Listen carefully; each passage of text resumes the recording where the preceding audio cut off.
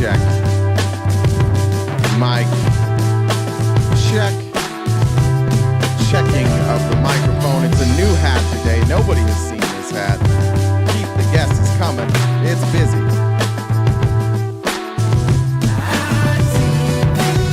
Good morning. Happy Monday, everybody. Wherever you are, however you may be listening, thanks for making us part of your day today, Monday, April 20th, 4/20, and I am not partaking just yet.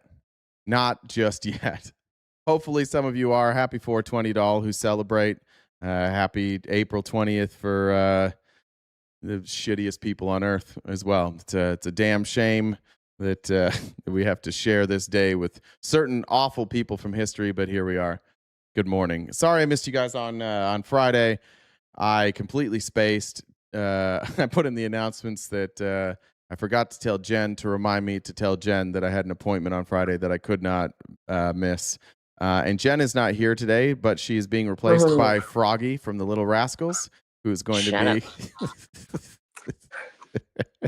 I'm glad this is entertaining to you. I'm glad this is funny.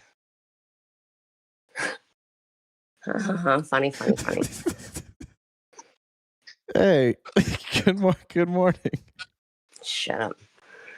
How you feeling? I feel okay, besides sounding like this. So, but yeah, I'm talking. feeling fine. Do you have any dates this week?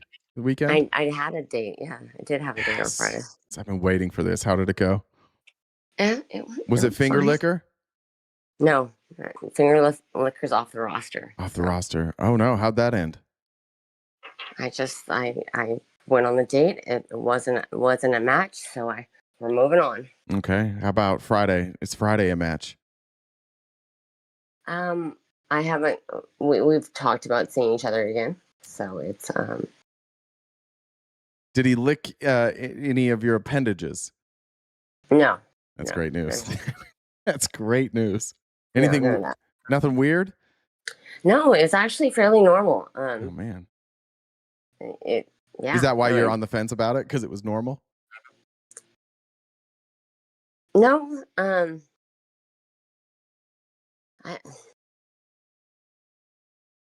No, that's not. Well, I'll have to tell you about it separately. This is an off-the-air thing? I don't know if I'm prepared to have this discussion with the entire chat. Most people aren't here yet. It's fine. Don't worry about it. Nobody's here yet. No, we're just gonna. So you're definitely not ready for this conversation in front of the whole chat. No, I'll tell you about it. I'll tell you about it later. So. Okay. So, yeah. Can't wait. So it's I mean, it was fine. I just, like I said, it was.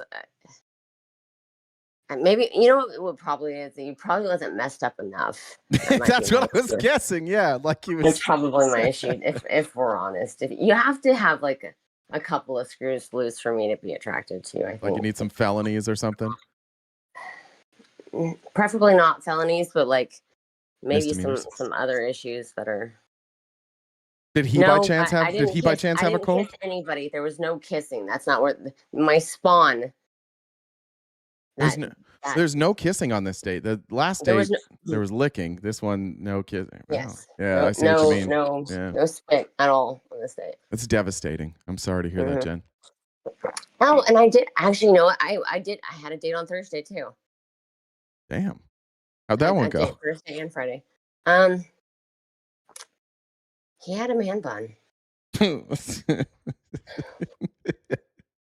He had a man bun and he wore bracelets. All right, is that a no?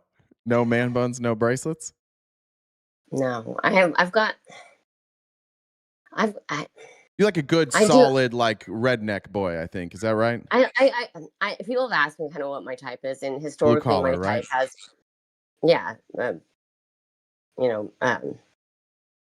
corn-fed white guys, tall corn-fed white guys. It's been my type.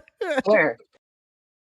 That's been my type historically. When people ask me, tall corn-fed white guys is. They're strong and they take direction.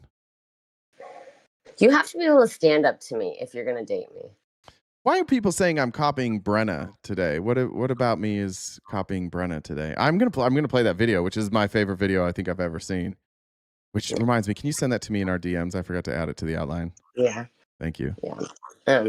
Yeah, I'll send it. Oh, the glasses. Dude, who had them first? Did I have the glasses before Brenna? I think Brenna's warm. I don't know. I don't know what help. I mean, That I don't might know. be true. I could ask her. I didn't actually know they were like yellow lenses when I bought them. I bought them on Amazon. I didn't know that the blue light lenses were going to be yellow, but here we are. Yeah, I told her she was copying you, and she told me, tell her to follow me. I lost her. I tried to DM her, but I can't because I lost my account, and we're not following each other on my backup account. So I'll send it to her. Thank you. Appreciate that. Ironically, I'm one of her mods too. You are? Oh, I love her. She's so funny. She's the greatest. Yeah, she's funny. So she had her Discord that was opened, like it didn't have like really any restrictions, which I mentioned to her. So that's how you got in? No, I mean, she made me an admin to help fix some things, but I try to give people some agency on my recommendations. But I guess I didn't look on the outline. Do you have the 62 million men thing on the outline? I didn't look. No, I don't know a lot about that. We could talk about it. I think that it's not 62 million men. I think it was 62 million views. Yeah, I remember right. Yeah. Yeah, it was something like that. But I was gross. Like I watched that, and I happened to be like watching my daughter and her friend, and then I was just like made me sick, so I didn't even watch the rest of it. Yeah, no, I didn't look into it. Yeah, it was 62 million views, and then I think it's like the info, the studies behind it. It's still bad. I mean, it's still awful. But so what had happened, I guess, is with her Discord not being completely private, someone came in there and started raiding with Nazi stuff. Oh, yeah. So I helped clean that out on Friday. Well done. Yeah, for the record, everybody, that we're with you there. The 62 million, it's just it's the wrong number, but it doesn't change anything about the story. Yeah. For anybody who doesn't know, there was this site, I don't remember what it's called, but it was basically this site where men would drug their own wives and then record them. Oh yeah, we don't have TikTok.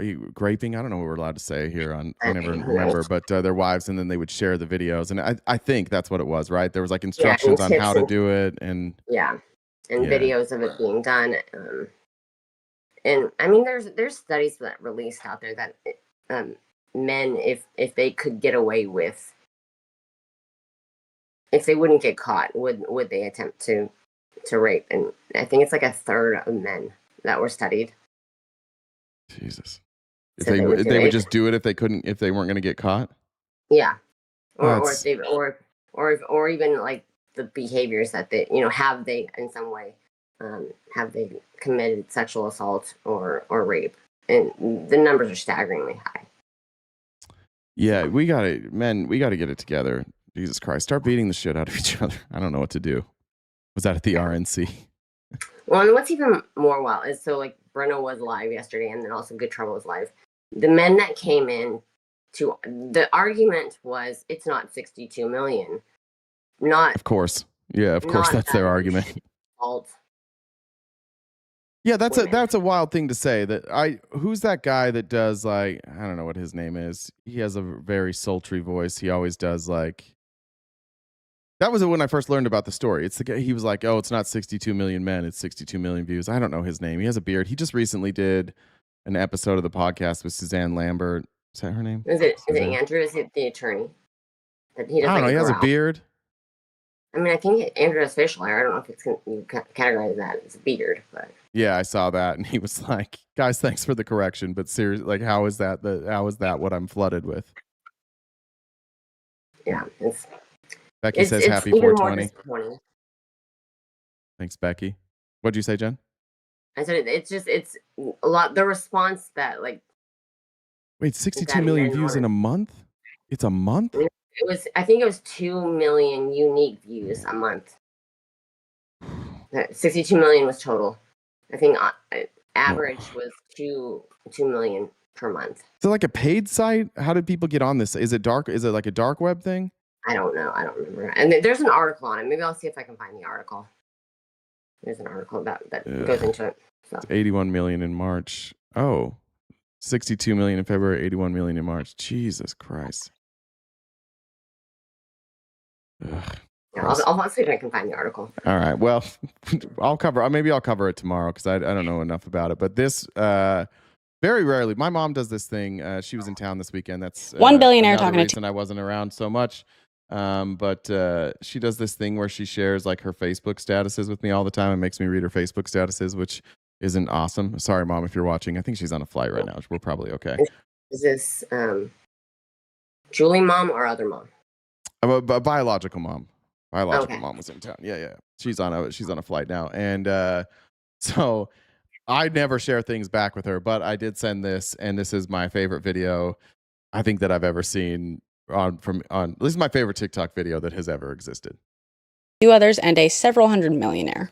And I fundamentally believe that much of the unrest, one billionaire talking to 2 others and a several hundred millionaire. And I fundamentally believe that much of the unrest, the civil unrest, and ultimately this divide in this country is driven by the fact that...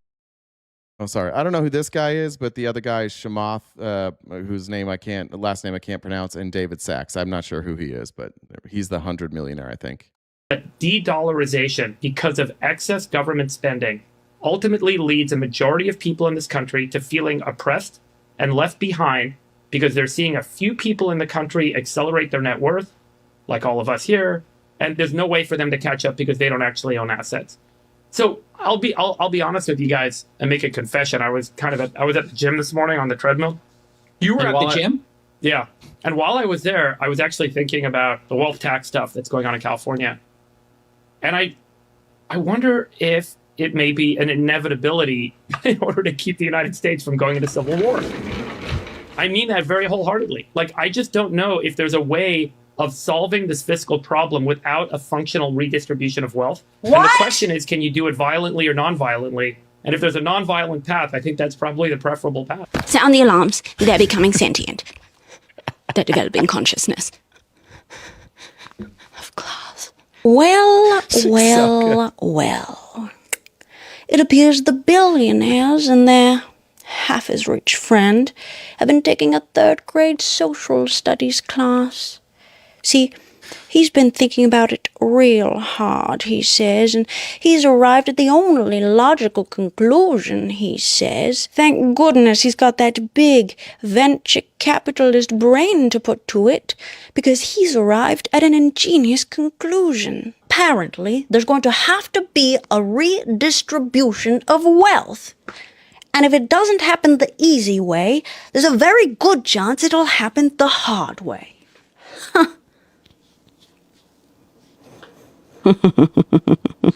It is a little Judy Garland spin, isn't it?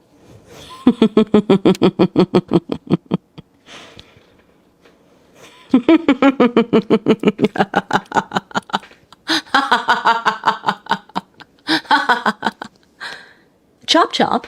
Oh, I meant time-wise, not heads. I guess it would be more accurate to say I meant time-wise or heads. Just kidding. That's my favorite TikTok she's ever done ever. She's so good. They know. I think we're getting dangerously close to the reality for a lot of these billionaires, and they're finding out very quickly that they are bitches.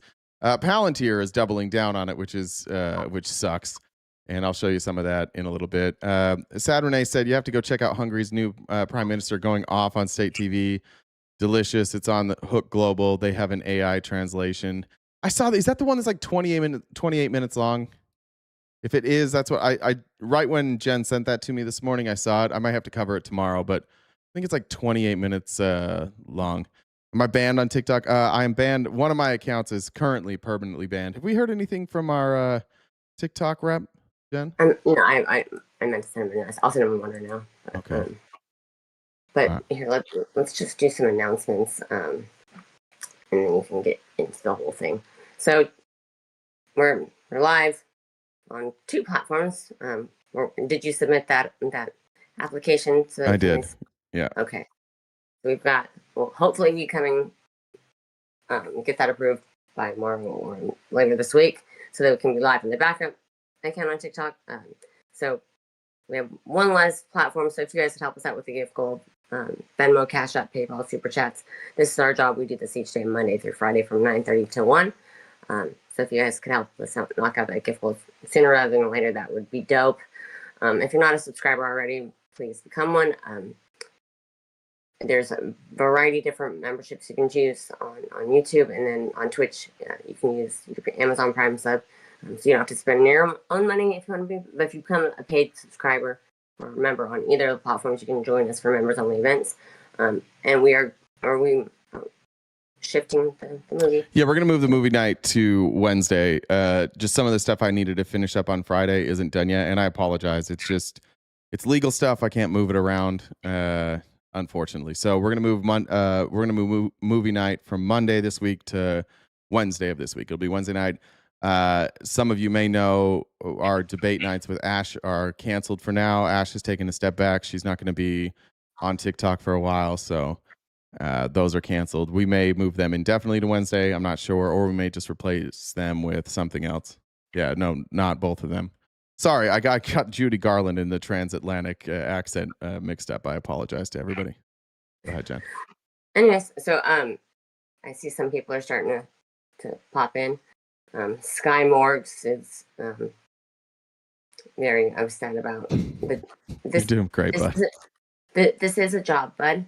Sorry that we're not digging holes. No, it's not. Let's be honest about this. No, it's fucking not. And that's one of the weirdest things that you guys do when you tell me to go get a real job. Go work for the man. Like, what the fuck are you talking? Isn't this like the American dream? Isn't this what you guys are supposed to be all about? Shouldn't you be celebrating this? That I don't have to go work for somebody else? Isn't that what you guys are all about? Opportunity and stuff. It's a weird thing for you to say. Only real men only work in dirt. Real men are cooks. Yeah. That's why Jen doesn't try and date me. I don't have a blue collar job. Yeah, and you're not tall. So. I'm a little too young. Yeah. I'm like way too young. I mean, I too young. I have shifted for younger. We're going younger now. You went younger. Your cutoff was 30.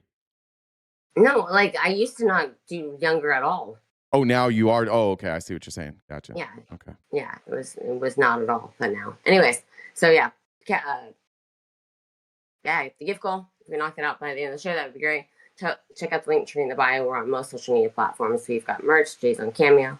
We upload these episodes to Spotify. What did Harry Potter say when he filled up his gas tank?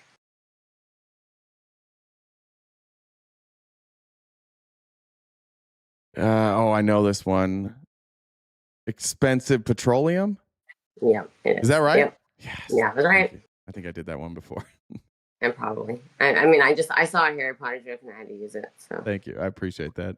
Amy said top 8 companies paid 0 in income tax, and now all these companies are getting tariff refunds. We'll get to that. Not us. Planned? Question mark? Probably. All right. Anything else, Jen? Nope. Just Sky Morgs pocket watching. Well, we all love you, Sky Morgs. Thanks for being here. I don't. I'm glad you got some attention this morning. I definitely don't. Jen does not love you. Sorry about that. All right, let me double check the comments here, make sure I got them all. We're good to go. All right, let's talk about this. In New Jersey, another Democrat significantly outperforming Vice President Harris, and another win racking up for Democrats. This one was expected, so this isn't something that Republicans where they thought they were going to win. What is unexpected for a lot of people is Ana Lilia Mejia won the nomination despite not being the front runner. She's a very progressive person. She was endorsed by AOC and Bernie Sanders. I believe Elizabeth Warren as well. She beat out Tom Malinowski, who was the AIPAC-backed candidate in the DNC primaries, and then she won handily. Here's Kornacki to cover that. Right there. Mejia has, let me just say this officially.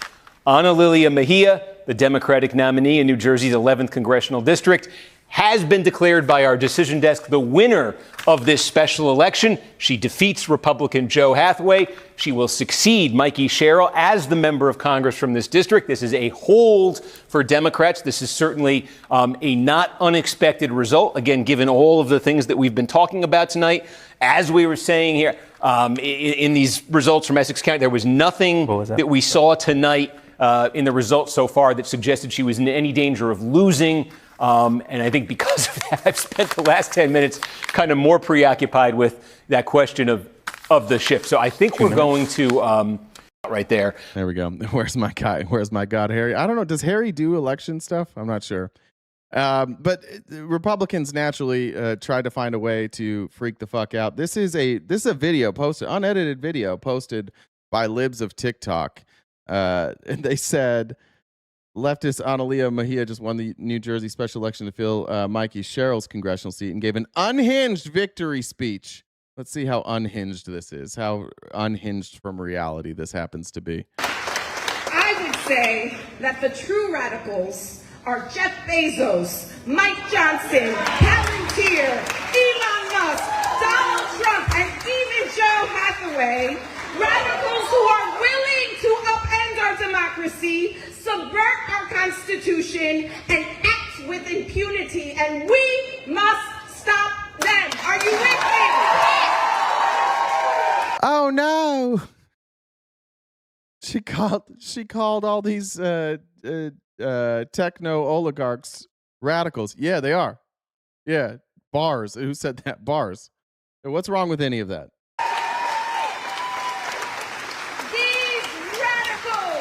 These radicals who plot for a president so perverse that he insults the God that he purports to uphold, and who will watch. These radicals will watch Rome burn with all of us within. And they are simply cowards, unwilling to stand up to this madness. But we stand up, we resist, we will not allow it to continue. The Just Comply crowd is very upset about this. Resistance? What about complying? We just comply. We just say, yes, daddy. That's what we do. This upset them greatly.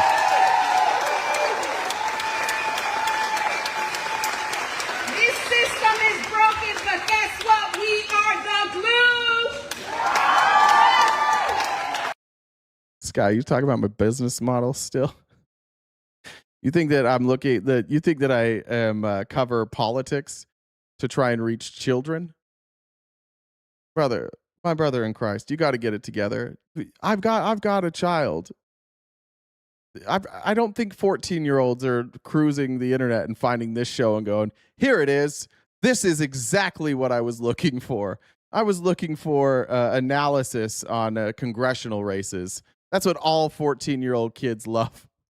How come none of our shows show us any congressional analysis? Can we talk about the Electoral College some more? My brother, get it the fuck together. And to be clear, the reason we're not on Facebook is because I don't know how.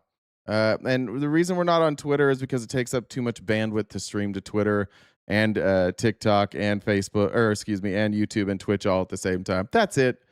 I don't know what you're doing, man. I don't know what you're so upset about. I'm glad you're getting some attention today.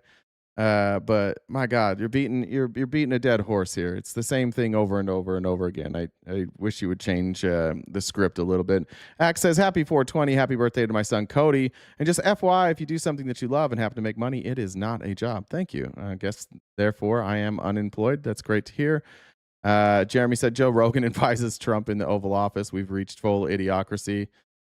God, that was dumb. I tried to look into that drug this morning. I don't think it's like the worst thing to maybe fast track FDA approval on that. I don't know enough about it, so it doesn't seem like that harmful. But it is weird that Rogan just like sent him a text like, "Okay, done." Jen said, 420 bitches, humbly requesting an elevated debate live tonight. There will be no live tonight. I've got some appointments, and then then I've got a later appointment. Amber said, namehim.io, where women can name abusers. Oh, that's the one that I saw somebody that they had bought that domain. I saw that. The side effects are very harsh on that drug. Okay, like I said, I don't know a great deal about it. I watched like 7 minutes of a video. Jen's just sending me all of your comments. Sky, you're gonna be all right, man. You got this.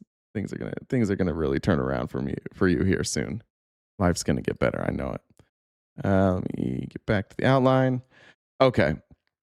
I'm going to actually skip that. Let's go down to Zoran. Zoran Mamdani has done a handful of interviews. And like Zoran Mamdani, or don't like Zoran Mamdani, the one thing he's doing that most politicians don't do is he's delivering on his promises. Last week they announced the place where they were going to have the government-run grocery store. I think they've already secured childcare for people 2 and up, and now they're going to try and move backwards and get from, I think, like 6 months to 18 months or something like that. He's delivering on what he campaigned on. Whether you like it or not, that's what he's doing.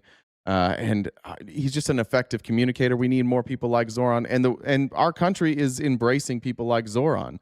That's why you saw Analilia Mejia winning that race in New Jersey. People are tired of the same old bullshit corporate Democrats. They're obviously not going to vote for Republicans. And so it's time for us to hear something different and a bit of a radical change. And it's a radical change to say, hey, maybe we just don't let everybody with all the money make the decisions.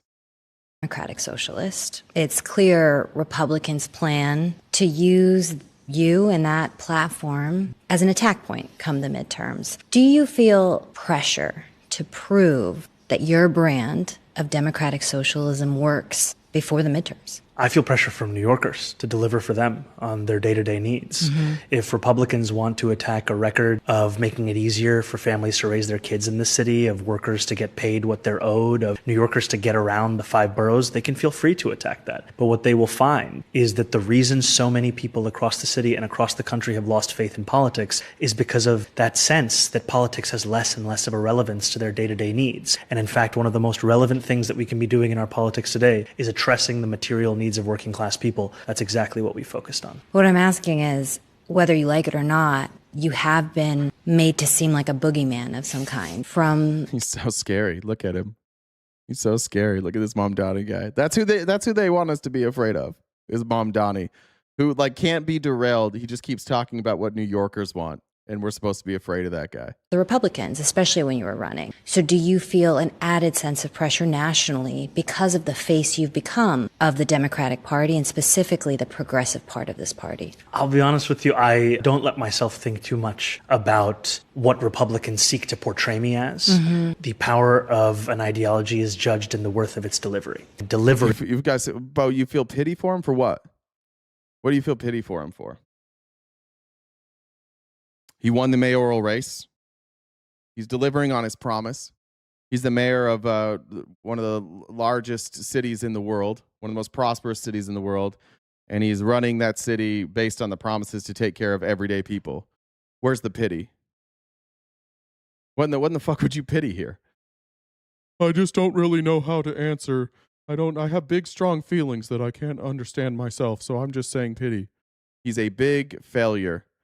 And it's never going to bounce back. Oh, okay. Got it. You feel bad for him. What's the big failure? Because when he came in, he had like a $12 billion deficit. They've cut it down now to $5 billion. They're getting the state to pay for it. He's fixing the problems. He was handed the largest budget deficit in New York City history. The largest in history. And he's already cut it almost in half. Where's the failure at? What has he failed on? Can you explain that? I would love to hear that from any of you.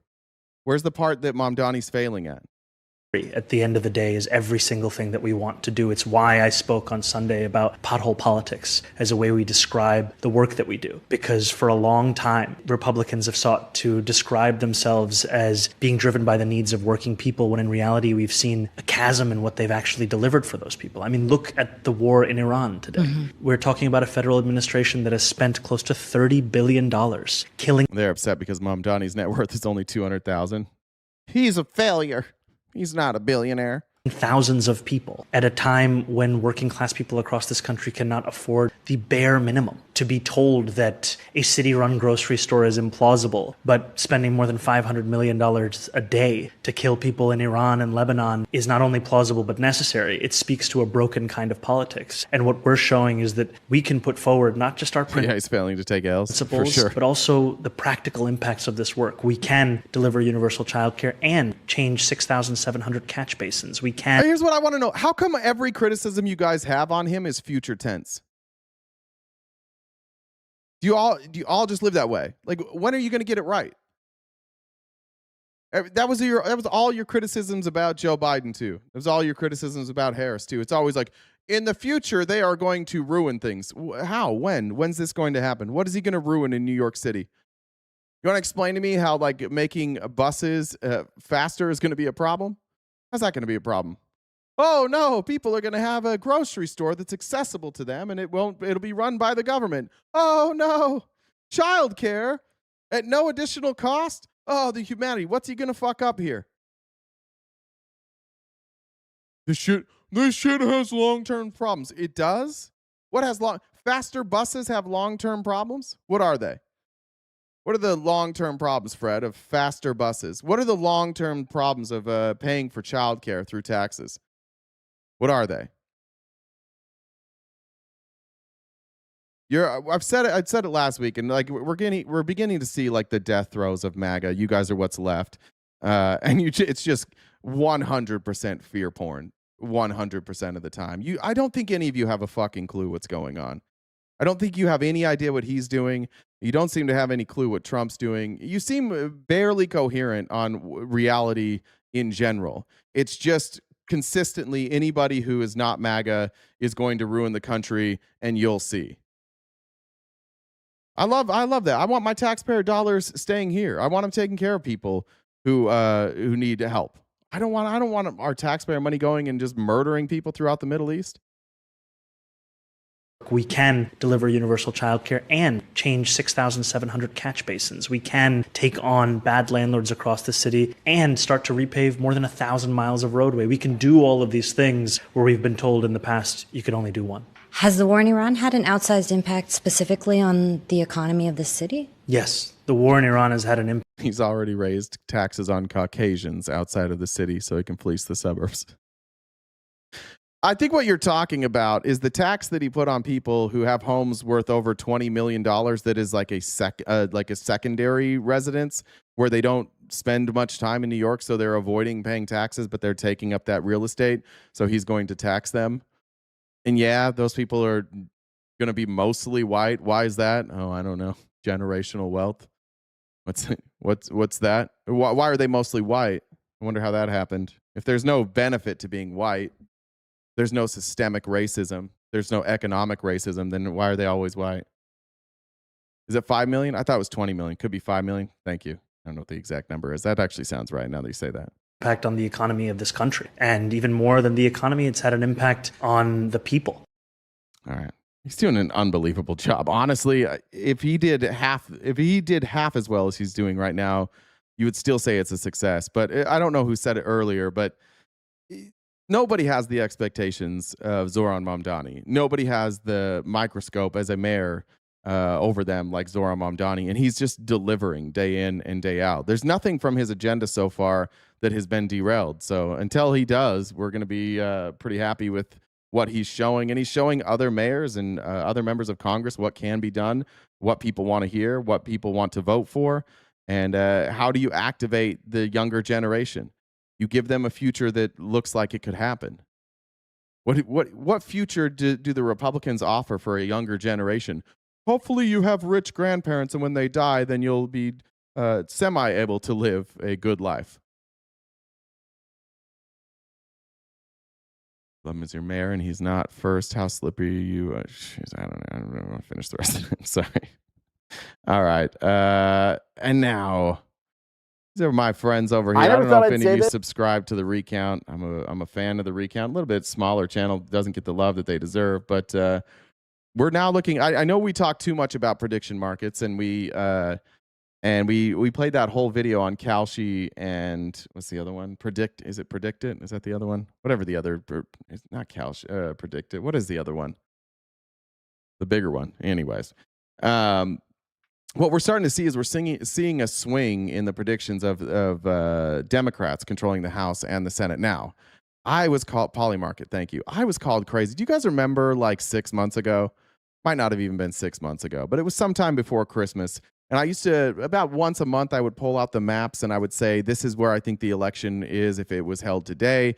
And here's my prediction. And I was called crazy over and over. I kept saying that I think the Democrats are going to win the Senate. They're obviously going to win the House. That was a no-brainer. At the time, it was kind of a toss-up. It's now obvious that they're going to win the House. And it's looking really good that they're going to win the Senate, even in red state Nebraska that has been like heavily Republican. You're looking at a potential upset there with, I think, is it Dan Osborne? Is that his name? I don't remember if that's the football coach or if they have the same name, but Osborne there in Nebraska, who's running as an independent, but the Democrats aren't running anybody against him. We may start to see a flip. And here's recount. I thought they did a really good job explaining this. But Democrats now have a real path to the Senate majority, and that path runs through 6 states. There's a funny thing going on right now in politics. Prediction markets are getting more and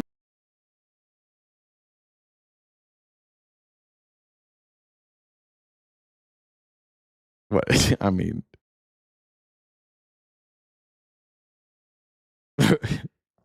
We can talk about it. Yeah, thank you.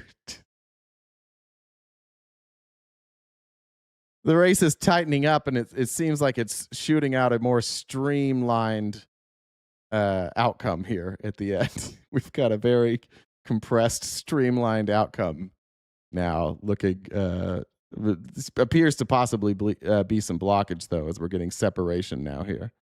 more bullish on the idea of Democrats taking the Senate majority in the November midterm elections. Now, I'm not someone who places a huge amount of stock in prediction markets, and I don't actually want to get into a big thing about them. The accuracy of these things is a complex question, not to mention the ethics of people betting on things like death and destruction and war. But this still matters to me, because the prediction markets, all of their flaws aside, are basically as close to a measure of conventional establishment. So I want to do this real quick before we go on to these prediction markets. I apologize. For you Republicans, let me just explain how math fucking works for you.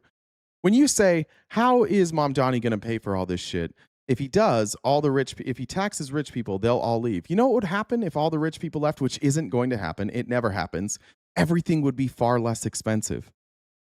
Everybody's rents would be driven down. All of these people who were making decent money but living paycheck to paycheck would suddenly not be living paycheck to paycheck. That's supply and demand. So even if the fear-mongering that you guys love to heap against socialism, even if that was true, if everybody was just going to take off and move to Florida, what would happen is Florida would get very, very fucking expensive, and the middle class in Florida would be swallowed up, and the middle class in New York would be expanding. That's how this all works. Wisdom as anything. So their movement gives us a clear takeaway. Over the past year, control of the US Senate has gone from being seen as a total lock for Republicans to a jump ball. And it's not totally hard to see why. President Trump's approval rating, which for a while wasn't actually that bad in historical terms, has officially entered the capital B bad territory. The war in Iran is clearly partly driving this. Polls show Americans do not like it. But its biggest danger is that the war actually encapsulates and knits together all of the critiques of Trump in his second term. That he's breaking his campaign promises. That he's because Trump is such a disaster in the present and past, they have to think of what will happen in 2 weeks. Yeah, good point, Amber. neglecting the economy for other things. And that he's not focused enough on the problems of working and middle class people. Amid all of that, gas prices are up, inflation has ticked up, and job growth is stagnating. And it looks like that's really starting to have an impact. In March and April, but guys, Mom Donnie's paying for childcare, so who cares, right? You know, who cares about all Trump's shit? Mom Donnie's paying for childcare. Let's focus on that. Polling averages like Real Clear Politics and Silver Bulletin have found it at the lowest level of his second term so far, knocking on the 30s. That's really in the danger territory. So it's not hard to see how the Senate has come into play. And if it actually flipped, that would have enormous effects. To begin with, there would be the symbolism. Right now, Democrats are favored to take the House, but taking the Senate as well would change the whole ballgame. The House and the Senate have not flipped together in one election since 2006, the last time a Republican president was in his second term. Democrats being able to get both would be the kind of big rebuke to Trump that they really want, the kind they couldn't even get in 2018, when they won big in the House, but lost seats in the Senate. Then there's the policy implications. Democrats winning the Senate would allow them to shut down a lot more of Trump's presidency, especially judicial nominations, and that could matter for decades. Remember, had Democrats won the Senate in 2018, Biden, not Trump, would have replaced Ruth Bader Ginsburg. Now, we look at these approval polls, and I see somebody comparing Zoran's approval rating and Eric Adams' approval rating. Approval rating tells you what messaging people are hearing. It doesn't necessarily say who's doing a good job all the time, right? That's the problem that Donald Trump has here. He has historic low approval ratings, and he's doing a shitty job. Like, if you go listen to Lauren Boebert this weekend, she was talking about the war in Iran. She was talking about the investigations into Epstein. And she'll do this thing where she's like, we suck. We can't get anything done. Nothing's going right. And she's like, but Trump is doing everything right. You guys are in this weird scenario where everything's going wrong and you're willing to blame Republicans, just not Trump. Like, you're not quite there yet. You're not at the stage of the cult where the cult leader is somebody who can make mistakes. We're still all in on Donald Trump is great, even though everything he's doing fucking sucks. You're taking man now. Time to give up on Bobo. She's always in my heart. The whole Supreme Court would have been different. Roe v. Wade would still be around, and the list goes on and on. So this matters a lot. And ultimately, I think there are three main questions that will determine the Senate majority in November. But first, let's go through the 6 races I think are Democrats' path to a majority, starting with the most likely to flip. Remember, right now the Senate is split 53 to 47. And if it's split 50-50, Vice President J.D. Vance would break Is what you voted for? This is what you voted for right now? A war in Iran, exploding gas prices, the dumbest fucking tariff war ever invented, where now we're having to pay back all of the tariffs, unemployment rising, ineffective deportation policies. That's what we voted for. We wanted it to be shitty. That's what we wanted. And give Republicans the majority. So Democrats need to win 4 of these 6 to win the majority. Let's start with tier 1, the must wins. Done. North Carolina and Maine. These are absolutely, totally have-to wins for Democrats, mainly because they're by far the most low-hanging fruit. They're the bluest states of any on the map. Maine has voted for Democrats for president for decades, and North Carolina has been a perpetual swing state. We had tariffs since 1789. Yeah. There's a reason. Yeah, you can use tariffs differently. None of you understand anything, MAGA. That's a crazy thing to say. No, nobody's against tariffs. They're against dumb tariff policy. Not tariffs, dumb tariff policy. Some tariffs work. Some tariffs are good. The Republicans have won it since 2012. North Carolina is, relatively speaking, kind of a sleepy race. Democrats haven't won a statewide federal election there since 2008. They've come up just short over and over again. But this time, they have their best shot. They recruited former Governor Roy Cooper, a popular, kind of moderate guy who won twice the same night Donald Trump. Renee says, in Florida, taxes and fees are insane now. Look at what CDD fees are in Florida. I have 2 homes, one in Virginia, one in Florida. My Florida home is insane for HOAs, CDD fees, taxes, and insurance rates compared to Virginia. Oh, yeah, it's skyrocketing. Won the state. While Republicans are running Michael Whatley, a former lobbyist and Trump aide who's never run for office before. Now, it's still a red-leaning state, but more and more people I talk to think it's becoming Democrats' easiest pickup. Maine is much more dramatic. DC Democrats recruited the incumbent governor, Janet Mills, but she's not proving to be the candidate a lot of them hoped for. She'd be the oldest freshman senator in U.S. history, and polls now show she's losing. She's getting killed. I like that they're even pretending here. Plattner's up 38 points. Plattner has given up running against her. He's just on to the general now. He's basically said, like, I won. Primary to a progressive challenger, Graham Plattner. Robert, thank you. I don't want to run for Congress. I appreciate you saying that. It just doesn't interest me. Thanks.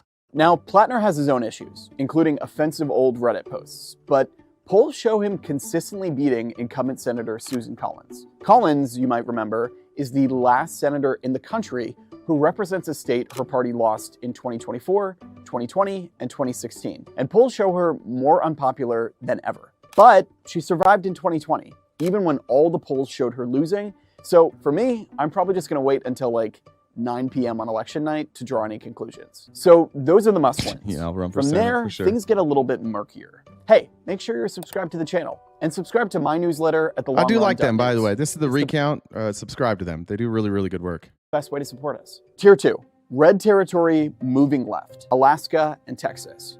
Look, if you understand one thing about the 2026 Senate map, it should be this. There is no way for Democrats to win the majority without winning over people who voted for Trump in Robert, I don't care, bud. This is what I like doing. 2024. But not all red states are created equal. Some have been steadily moving right for years, and some have been steadily moving left. And that's this She does tier. look like Red-leaning states where It's like Martina Navratilova became an Alaskan homesteader.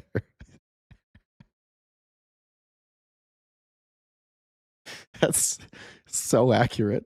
That is so accurate.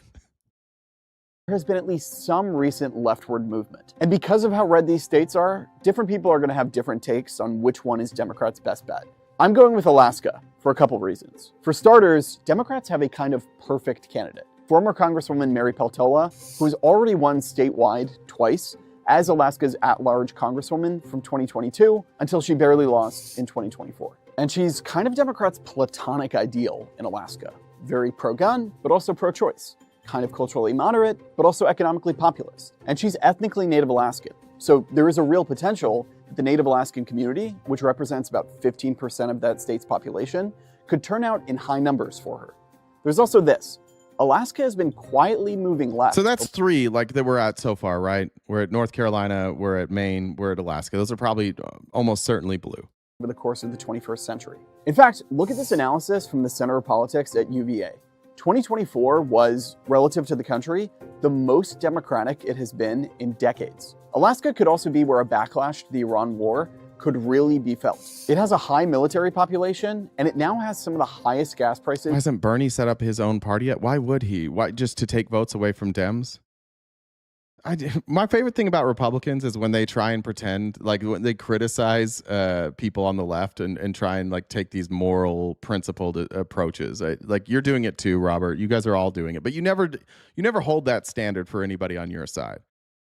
You recognize that you're cucks. You recognize that this is a team sport, and you just want to kind of divide the other side. But like Bernie Sanders, you know why he hasn't made his own party? Because he's smart.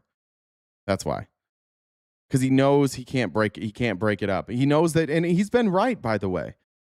He's been doing the same thing for decades. But Bernie Sanders, the best thing maybe that happened to Bernie Sanders' ideas is that he was cheated by Hillary Clinton.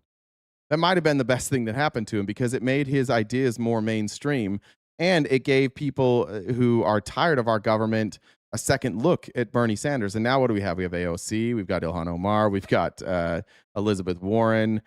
We now have Mejia. We've got a whole bunch of progressives now. We've got Zohran Mamdani. And it's a very popular message. It's a good thing that Bernie Sanders did. He now is one of the most powerful people in the Democratic Party, and using a power structure and pushing it left, he did the right thing. That's why he didn't create his own party. That would have been dumb. In the country. Now, one thing working against Peltola is that incumbent Senator Dan Sullivan is not a far-right, super Trumpy Republican. He voted for stuff like the federal same-sex marriage law and Biden's infrastructure law. But right now, some polls actually show Peltola ahead. And if there were ever a time and a candidate Democrats could break through with in Alaska, it should be now and with her. Now to Texas. Texas is the one race on this map where Democrats got a really good candidate and Republicans, very likely, got a terrible one. Democrats nominated State Representative James Tallarico. You may have heard of him. His whole thing is blending Bernie rhetoric against billionaires with a good church boy vibe. Republicans seem likely to nominate Attorney General Ken Paxton, a hard right figure. That's crazy, Republicans. You happy with this fucking lunatic? You guys pumped about this guy potentially being your senator? This goddamn criminal lunatic. That's the best you can cut. You got him or John Cornyn. The who's who of who the fuck is that guy? That's who you're running. Who has more scandals than I can even name here. So that contrast is probably everything Democrats could have hoped for. Plus, there are two other things. From 2012 to 2020, Texas moved more than 10 points to the left, one of the biggest leftward movements of any state. Biden only lost it by about 5 points, the best performance for a Democrat there in 45 years. Now in 2024, Kamala Harris lost all of that progress, but there's a chance that that might have been a blip. And that could be especially true if one thing continues, which is really important to watch. Trump's slow meltdown with Latino voters. Even if you think, Jada, I appreciate that, like, who did we put up last year? It's two things I want to point out. Number one, we're talking about the Senate and you're talking about the presidency, which goes to show me that you are like every other Republican, fucking clueless when it comes to anything regarding politics. You're just in Trump's asshole, just living inside of it, camping inside of it. It's nice and warm in there. You get, little crumbles of processed fillet of fish that somehow made it all the way through Trump's gut and still tastes exactly like fillet of fish. And you don't know what's going on. I get that. But even if we want to address it that way, Democrats running a bad candidate doesn't change that you're running a bad candidate. You're running John Cornyn and or Ken Paxton against James Tallarico, one of the most effective communicators of the decade. And not only that, but he's running in Texas as a very, very outspoken Christian who talks openly about the good parts that Jesus did, like how he fed the poor and took care of the needy. Remember that? And you're running a criminal. Or John Cornyn, who has inspired nobody. So yeah, cool that you only care about presidential politics, but that's what you attract when you have Donald Trump. No good human being runs and attaches their name to Donald Trump. Find me a good human being that loves Donald Trump, that isn't a complete and total sellout. Polls show that he and Republicans in general have basically lost all of the ground they gained with Latinos in 2024. And if that really is true, and it continues, Texas is one place where it could have a huge impact. The one caveat, Texas is an enormous state. So pulling off an upset means mobilizing and flipping millions of people. Look at it this way. Trump won Alaska and Texas by almost the exact same margin, about 13 points. But in Alaska, that was a difference of 44,000 votes. In Texas, it was 1.5 million. So it's just a much taller mountain to climb. And Tallarico is still a little bit untested. And he has to battle with the long hangover of Biden's immigration record. I disagree with that. I don't know if he's untested. He's pretty damn tested. Which was very unpopular in Texas. Tier 3, the red states moving right. Ohio and Iowa. Remember, not all red states are the same. And shout out Alaska, Iowa. Travel Casey, what's up? Shout out Iowa. It's time. I don't think you guys have been blue since Obama. It's time. That was the last time I worked for the Republicans. And we thought we won Iowa, and then we got to the airport in Chicago at O'Hare, and they were calling the election, and Obama had won Iowa, and we're like, fuck. We thought we had it in the bag. We did not have it in the bag. Texas, which have a record of moving left in some recent elections, the states in this tier have been uniformly moving right. Both states have gotten more Republican in every cycle since 2008. Doesn't matter what Democrats do, these states have just moved away from them over and over and over again. So to me, I'm a little bit skeptical there's a real path here. But I'm going to put Ohio as slightly more likely to flip for one big reason. Two parts he's kind of missing here. Every special election in both Ohio and Iowa that has been contested has gone blue.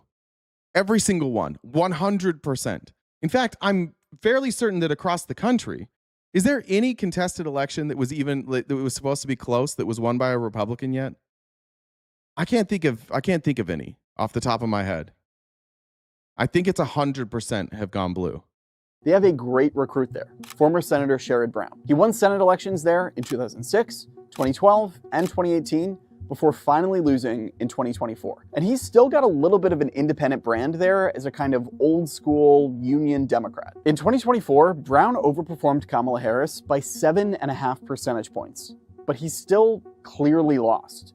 And he lost against a scandal-plagued carpetbagger with a ton of issues. This time around, he's running against a far more conventional Republican. Guys, Patrick wants you to know it's not looking good for the Democrats. They just keep winning every election, but it's looking tough.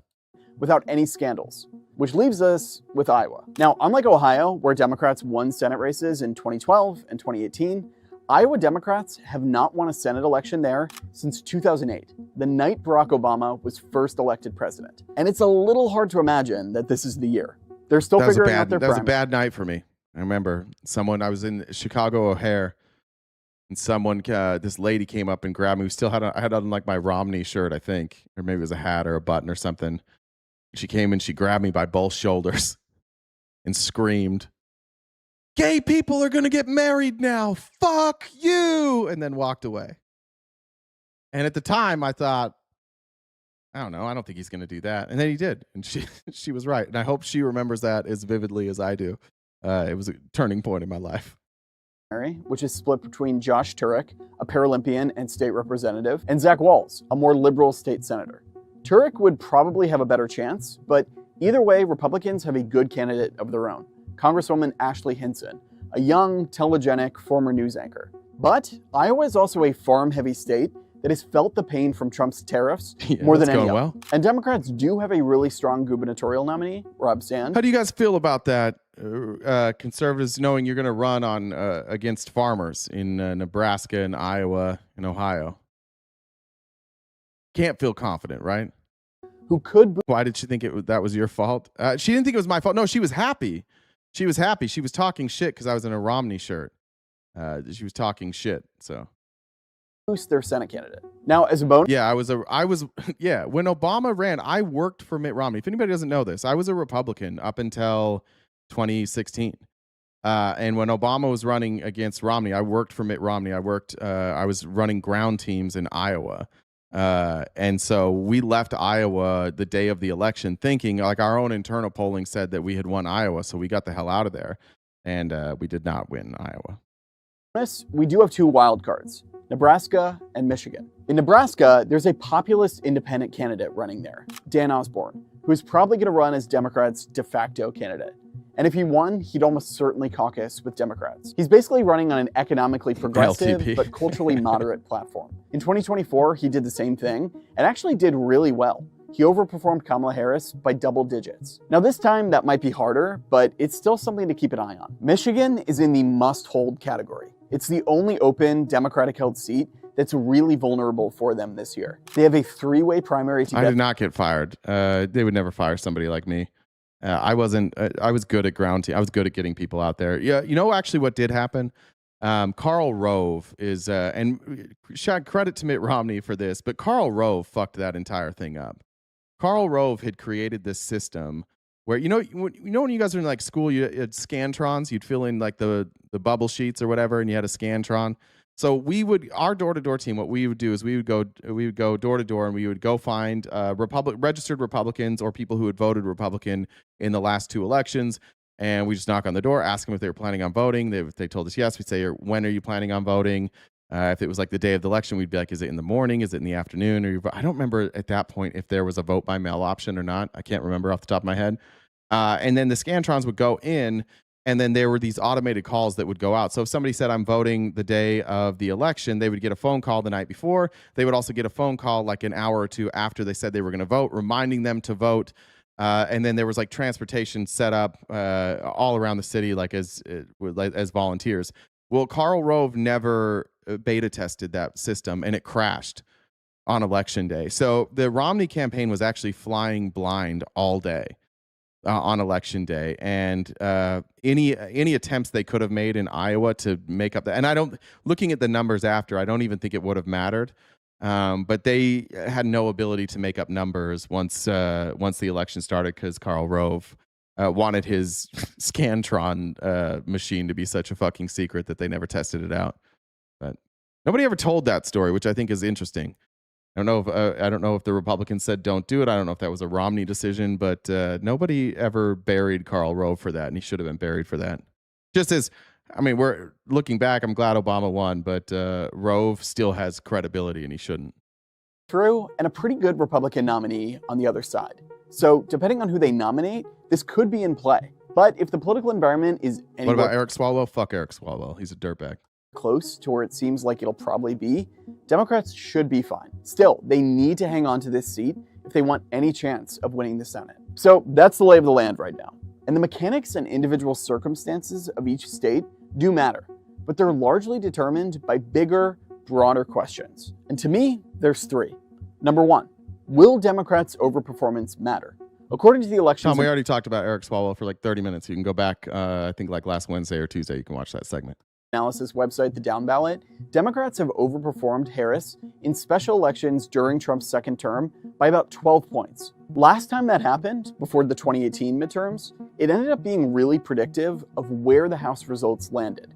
Democrats won the House popular vote by about 9 points nationally, close to their special election overperformance. But it didn't really extend to the Senate results. So the question is, will Democrats' overperformance continue? And will it extend to Senate elections, not just House elections? Number two, will the races be dominoes or splinters? One thing that has traditionally been true in Senate races is that they act like dominoes. Even when a lot of them are really close going into election day, they all generally end up falling the same way. 2012, 2014, and 2022 are good examples of this. a bunch of super close races, the polls were tight all over, but one party ended up sweeping basically all of them. But the difference between those years and this year's is like the momentum. It is really hard to reverse this momentum that is happening here. And it is a really bizarre momentum because it's mostly just Trump's self-inflicted momentum. Like by default, Democrats are looking better. And I appreciate some of these Democrats who are taking advantage and running really progressive campaigns. That's what we need more of. And the pressure needs to be from us to push any of these people that we're going to vote for in Iowa or Alaska or Maine or Ohio. These representatives of the DNC need to feel like they're being pushed left. Like they need to feel pressure to get money out of politics. They need to feel pressure to stop giving money to Israel, and they need to feel pressure to do something about healthcare, preferably moving in the direction of single payer. And we can do that, and that's like it's been shown in every state. There's not a single fucking state that shows that running on those progressive policies is not a winning message. Running on Trump, not a winning message. Running on Trump bad, it is a winning message, but like it only buys you so much time. It'll buy you a year or two, and then 2 years later, everybody's gonna go, are you gonna fucking do something, or did you just run on like Trump bad? That's what Republicans are finding out right now. You guys ran on Biden bad, and now you're fucking everything up, and you have nothing to brag about. And so you're just bleeding support all over the place. Some of you are sticking around, and you know you're the team sport, blood sport people. But most of your party, most of the people that voted for Trump are just like, oh man, what a mistake. It didn't work. That didn't work very well. So look, I think Democrats are going to win regardless.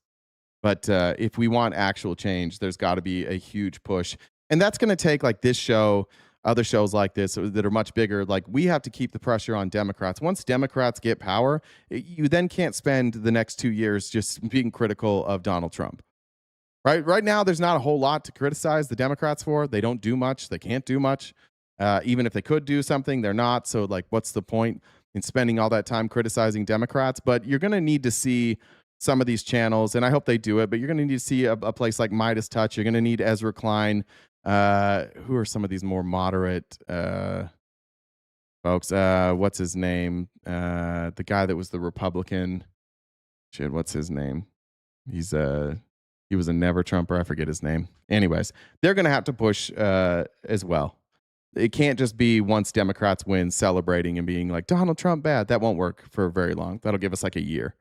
Bulwark. Yeah. Tim. Yeah. Bulwark guy. Oh, and yeah, David Pakman. I never see David Pakman anymore. I don't even know what he's talking about anymore.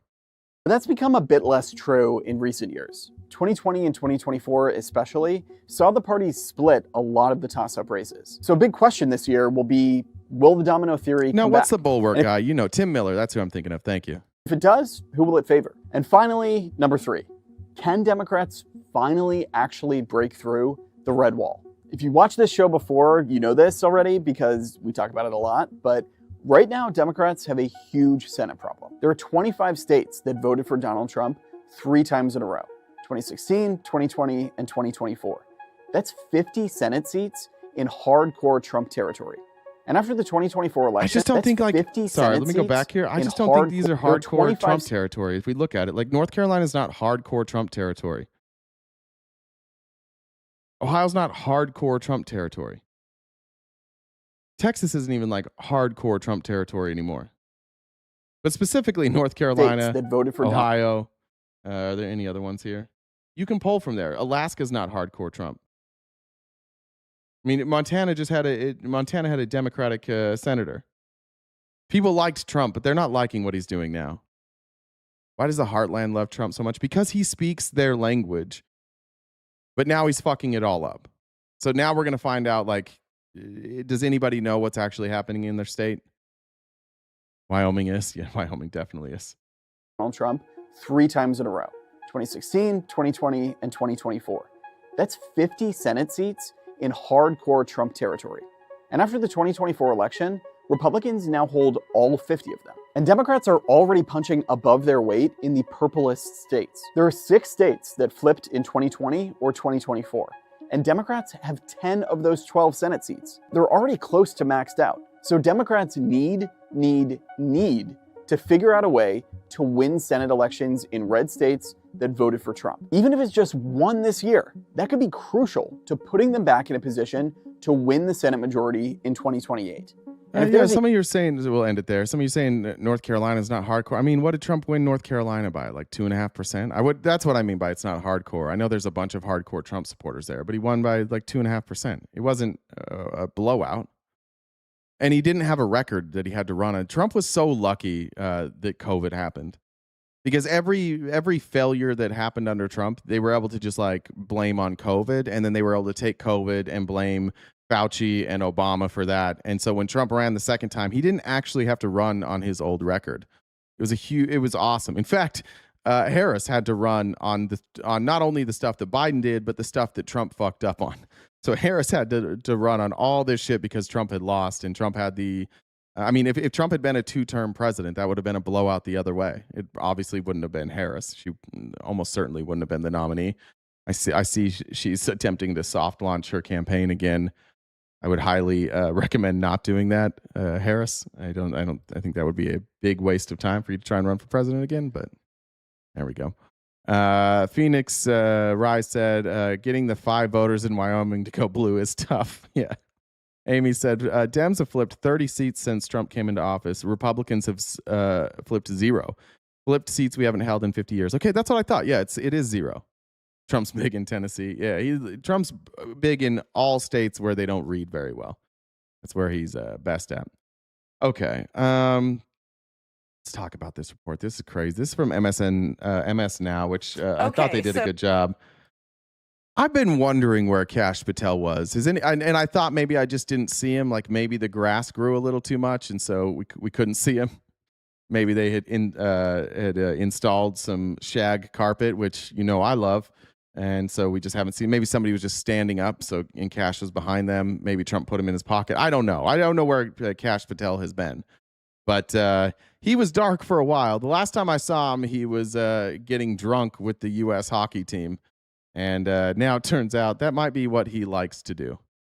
So I don't know. I feel like things always happen on a Friday. Big stories break on a Friday. And as I just mentioned with Chris, but in case you haven't seen it, there is some breaking news. This absolutely bonkers story that just good question. For those, we are crowdfunded. We do rely on your generosity for us to fund our show.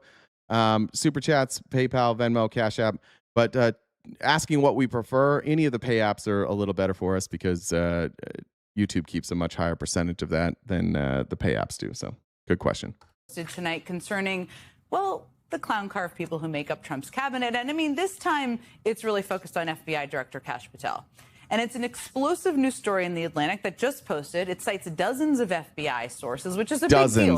It's a lot of sources in this story detailing new allegations about Patel, including some sources who say Patel is frequently drunk on the job, regularly absent from work, and paranoid. We do know, I think when Charlie Kirk was assassinated, I think he was like at a club, if I remember right. He couldn't get to the phone. I don't remember if it was the Charlie Kirk assassination or one of the other ones, but he was in New York at some club drunk, and so they couldn't get him on the phone.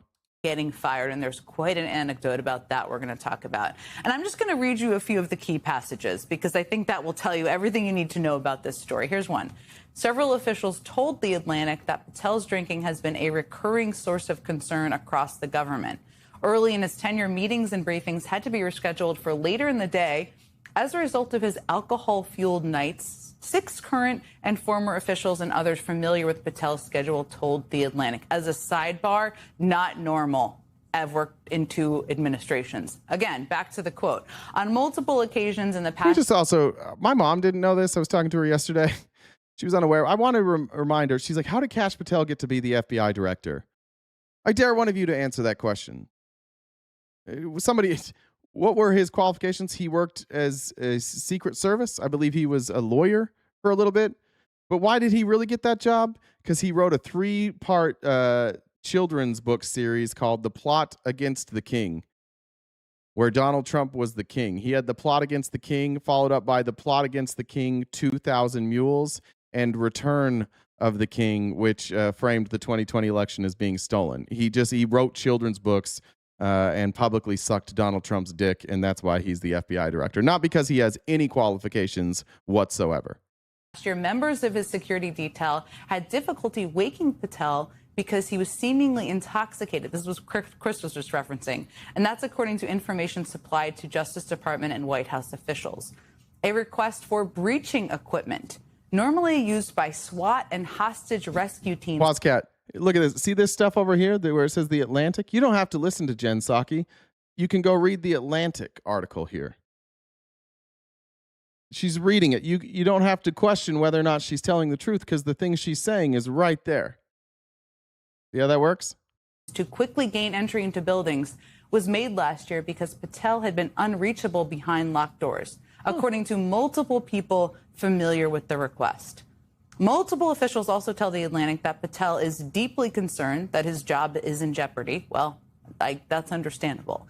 In one incident earlier this month, Patel struggled to log into an internal computer system. He quickly became convinced that he had been locked out, and he panicked, frantically calling aides and allies to announce that he had been fired by the White House, according to 9 people familiar with his outreach. 9 people. In fairness to Cash Patel, I do the exact same thing when I can't log in, and I'm convinced that Jen has fired me, and then it turns out I just had the password wrong, which is probably what Cash Patel did. Now, the access problem turned out to, quote, have been a technical error, and it was quickly resolved, and that's according to 2 people familiar with the matter. Now, I should note MS Now has not independently verified any of this reporting. We've reached out to the multiple anonymous sources. Let's see how the lawsuit goes.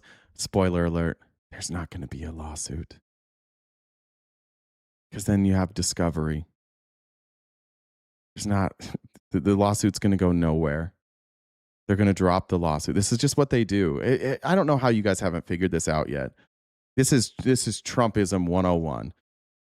A story comes out about you that's true. Yeah, he filed the lawsuit. You're right. Then you file a lawsuit, and then eventually you drop the lawsuit. You stretch it out over time. Over time, you get continuances. You try and make sure that the person that you're suing has to pay a bunch of money to their lawyer, and then eventually you drop the lawsuit because you don't want to go through discovery. Quick. What lawsuit did Trump win? He's sued everybody. He drops all of his lawsuits. He's not gonna. This isn't going anywhere. Cash has resting owl face. FBI for comment. And if we get a response over the next hour, I will surely let you know as soon as we get a response. But I should note the FBI responded to The Atlantic with a graceful and eloquent statement attributed to Patel. And here's what he said. Print it. All false. I'll see you in court. The IRS, yeah, Trump's suing the IRS. Guess what? No discovery. They're going to try and settle that. They're going to try and settle that. Everything Trump's been paid, they're going to try and settle it. They're not going to go to court. Bring your checkbook. Graceful, eloquent. Okay. Joining me now is the reporter who broke that story, staff writer for The Atlantic, Sarah Fitzpatrick. First of all, Sarah, I'm so grateful you could be here because we saw this story and we reached out and we were like... James, could you quickly talk about why the midterms matter? The corruption from the executive branch has contaminated the Justice Department and the highest court. What could a majority Congress really do? Pass laws that won't be enforced if they don't toe the line? Yeah, the midterms matter a great deal for a lot of reasons. Number one, and we may see like a big push by the Trump administration. We'll get back to Cash in a second, but judges. There is pressure right now from the Trump administration to have both Clarence Thomas and who's the other psycho guy, Alito, step down so they can nominate new Supreme Court justices. If they can't get that done before Democrats control Congress, then say goodbye to confirming those judges. Say goodbye to confirming the rest of these judges, and say goodbye to all of these confirmations. The Trump administration has realized, and the Republicans at large have recognized that they're not going to win these elections. They're getting absolutely curb stomped in every fucking election. So they've turned all of their attention towards judges, and they're trying to push judges through. We showed some of those clips last week, and it's all judges that when they say who won the 2020 election, they literally can't say that. So that's the plan now by Republicans. That's what they're focusing on. So you will see a push in the up until midterms of Republicans just trying to force judges through. There's going to be a lot of public talk. It really hasn't hit yet, but there's going to be a ton of pressure. It's going to come from Sean Hannity, Fox News, all the normal right-wingers, Laura Loomer, and they're going to be telling Clarence Thomas and Samuel Alito, it's time to step down. You need to step down, and then they can bring in somebody younger, which is also why Mike Lee and Ted Cruz so publicly fillet Donald Trump, because they think they're getting those spots. If you've ever wondered why Ted Cruz is willing to let Trump talk about his wife the way that he does and him the way that he does, and how Mike Lee became went from this libertarian to a Trump dick rider, that's how they think they're getting those Supreme Court nominations. You come talk to us about it, and here you are. I want to talk to you about all the details of this bombshell report. I just skimmed the story, the service there, I should say. I'm sorry, I don't blame Cash for thinking he was fired. Bondi found out she was fired from Truth Social. That's fair. But first, I just want to give you an opportunity to respond to this reaction to your piece, because Patel's advisor, Erica Knight, called your piece fabricated stories. She said that every serious D.C. reporter passed on. Sarah Fitzpatrick and Jeffrey Goldberg printed it anyway. Lawsuit is being filed. What do you say to that? Betsy's greasing the wheels on the dollar train. Appreciate that. I say that I am a very careful, very diligent, award-winning investigative reporter with a history of award-winning work across multiple organizations. You and I, in fact, have worked together previously. I stand by every word of this reporting. We have excellent attorneys, and it is a surprising statement, but a very telling statement, I believe. And I would also note, if you've read the Atlantic article too, the way that it's sourced, good luck winning this lawsuit. What they are saying is that these are anonymous sources who make this claim. So if anybody were to get in trouble, it's going to be the sources. If you have multiple sources inside the FBI telling the same story, and you're reporting that these people inside the FBI are telling you this story, whether they're lying or not, you're not going to win that lawsuit. In order to prove defamation, you would have to prove that she knew she was telling a lie. So even if they were lying, which, let's face it, they're not. They're not just making this shit. We've watched Cash Patel. But even if they were, they would have to prove that she knew that and publish the story anyways.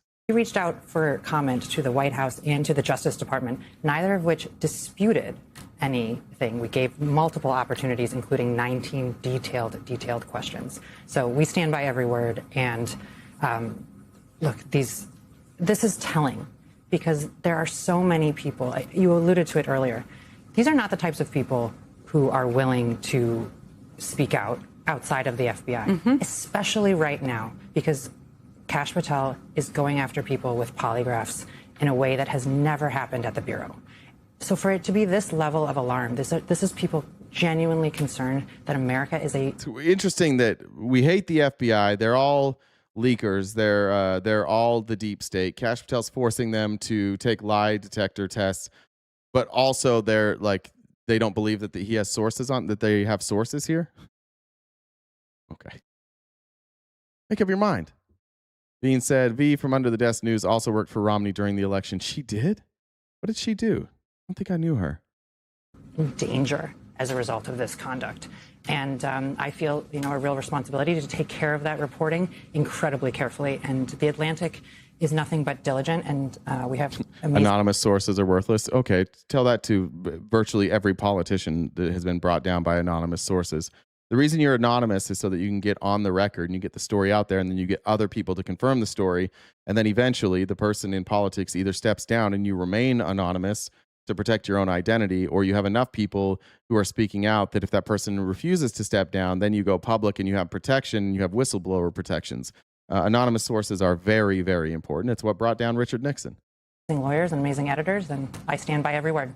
I'm not surprised in any way by their response. I will say, and you, as you said, you note, and I noted 9 sources for the opening anecdote of the story as well. Let's get into some of the details about this, because Patel's excessive drinking seems to be what is alarming a lot of the sources in here. There are multiple anecdotes that refer to that. That's understandable. In all fairness, Cash Patel's 3'2". A couple beers might be excessive for him. Oompa loompa doompa dee damn. Cash Patel. They're moving meetings. People couldn't wake him. What more have you heard about the extent of his drinking habits and how it seems to be affecting his ability to serve as FBI director? I think the key point is that this is happening in places in which it is public. There are lots and lots of people around who are seeing it, who are hearing about it, who are learning about it. For example, we have video of Patel chugging a beer to excess on video. We've all seen it. Everybody's seen it. Yes. And I think it speaks to, he was on official travel at that time. There were ongoing threats in the United States at that time. So, it is a very, very clear pattern that has occurred in multiple locations over a long period of time. And it's that pattern which is giving everyone pause. These are not one-off. That's a tough video for Cash Patel. I'm not a drunk, as he's drunk. Just hammered with the hockey. I don't drink on company time. Off events. One of this, I just read this story, but we have to come back to it because the excerpt I just read, just to remind people, a request for breaching equipment normally used by SWAT and hostage rescue teams to quickly gain entry into buildings was made last year because Patel had been unreachable behind locked doors, according to multiple people familiar with this request. I find that, I mean, I've traveled with 2 presidents. I've worked in the government. I've worked in the State Department. Shocking. Really, people should feel shocked by that. This is not a 22-year-old who's irresponsible, who's on a trip and should be behaving better. This is the FBI director. Can you tell us more just about that scene? Or CIA guys, the CIA brought down Nixon, not anonymous sources. It wasn't Deep Throat for sure. Deep Throat was not an anonymous source that everybody knows about. Paint it for people who have not yet read your story. I think the really most important thing here is that most national security officials at this caliber, or even several layers below, those types of people sleep with their phones on their chest. They are so concerned because they need to be reachable immediately because there are life or death decisions that have to be made quickly. There may be threats in which they need to be moved quickly.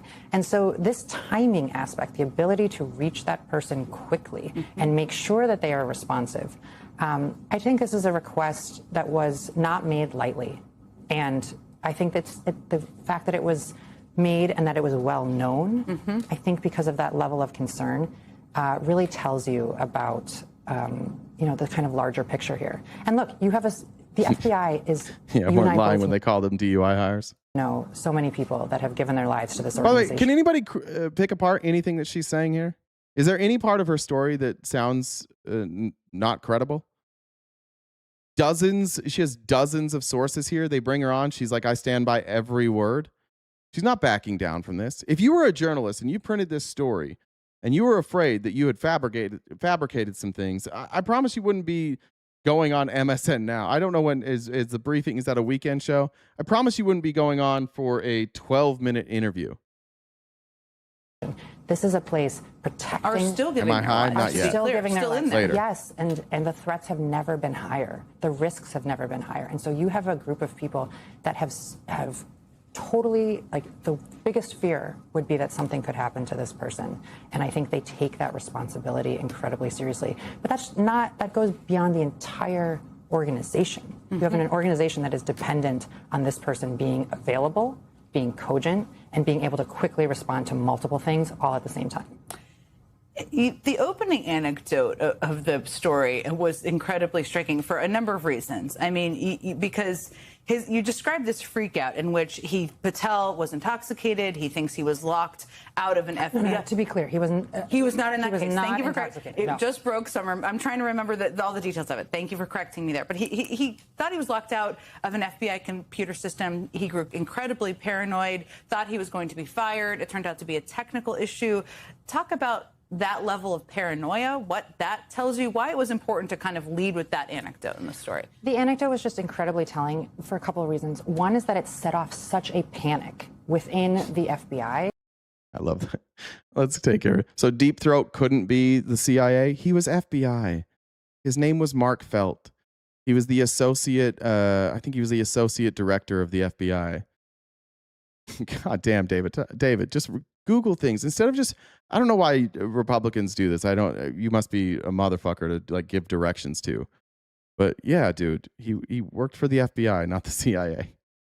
And within Washington, it set off a panic in Congress. The White House was fielding calls. I mean, there was a real lack of understanding about who was in charge at a given moment, which, as you know, as a former member of government, is an incredibly important who is in charge at a given moment.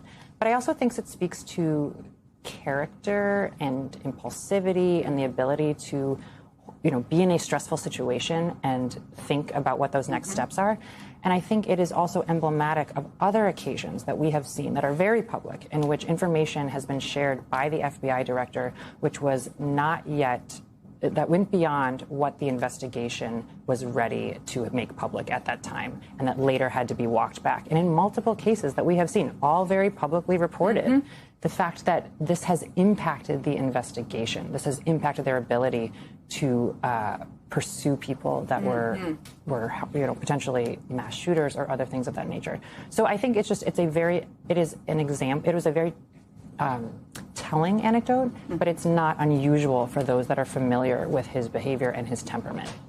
Erratic is not what you want in that job. They need stability, and that's what you need in that job. But also remember that, there's a bit of an irony here, which is that one of the major purposes within our legal... Jamar said, Oompa Loompa Doompa Dee Damn, Cash Patel is shorter than the Hobbit named Sam. System is that the FBI comes in often when you are in court and comes We're in. going to talk about this in a minute. Like, here's the thing. Trump has a problem with people who drink alcohol. It's a problem for him, and it's personal, and I get it. He lost his brother to alcoholism.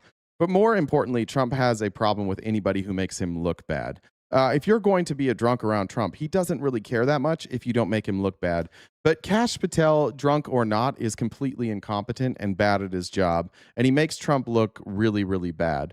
And so these calls, like this pressure, and Trump refusing to go out and go to bat for Cash Patel in any meaningful way, this is exactly what happened with Pam Bondi. Every time somebody gets fired from a Trump administration, you start to get leaks and leaks and leaks and leaks.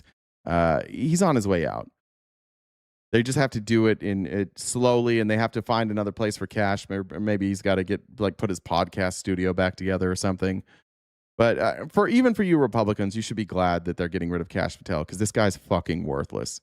Not only worthless, but he's so incompetent. He might fuck up the Charlie Kirk investigation. It's starting to look like he might fuck that up. I was watching some testimony, some arguments from Tyler Robinson's lawyers. And essentially what the state is saying is that they're getting evidence from the FBI, but the FBI won't tell them how they procured that evidence, meaning that the defense can't really pick apart that evidence. And now they're arguing, if you're gonna present evidence, we have to be able to pick it apart. We're gonna have to have a DNA, a forensic expert. The forensic expert says it's gonna take 6 months, and the defense or the prosecution's like, well, what about Erica Kirk? She deserves a speedy process. Cash Patel has fucked up virtually everything he's done so far. Any success the FBI has had since Cash Patel has been the leader has been in spite of Cash Patel. They are providing the information, swearing that it is fact under law. There's so much work that goes on into putting a fact into the public record in lawsuit. And so, again, the jumping ahead of waiting for verification is just incredibly telling. Because every other FBI employee, if they were to make that same mistake, would be fired. That's what they're taught through their whole careers, is to operate in that manner. Patel's been now in office for 14 months. He clearly is almost 14 months trying to hold on to this job. Why do you think he's still there? It's interesting. I think that he has at times a very close relationship with the president. And the president views the Justice Department as a means to go after his perceived political enemies. Just remember that. She's dead on. Watch what happens every time Pam Bondi, now Todd Blanche, Cash Patel, Dan Bongino, Tulsi Gabbard. What happens every single time they get public criticism? They announce some bullshit investigation into the 2020 election. We'll have Cash's announcement here in a second. And punish them either by harassment, expensive legal suits, by firing them from jobs, believing that there are deep state people within the national security and the justice system.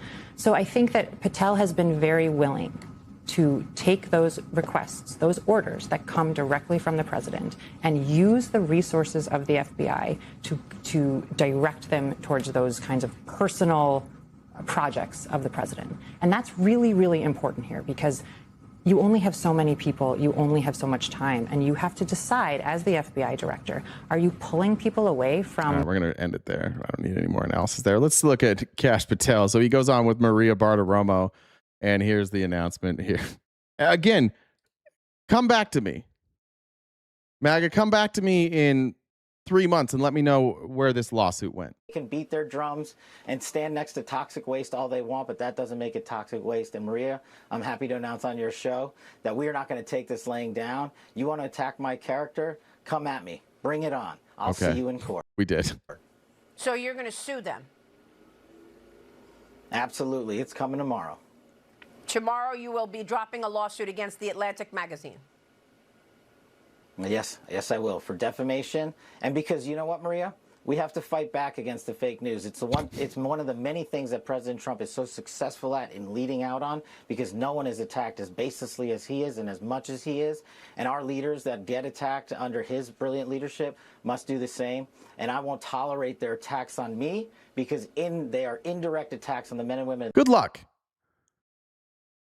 In order to prove defamation, which is what he's suing for, you have to prove that that the statements that they made were statements of fact, not opinions.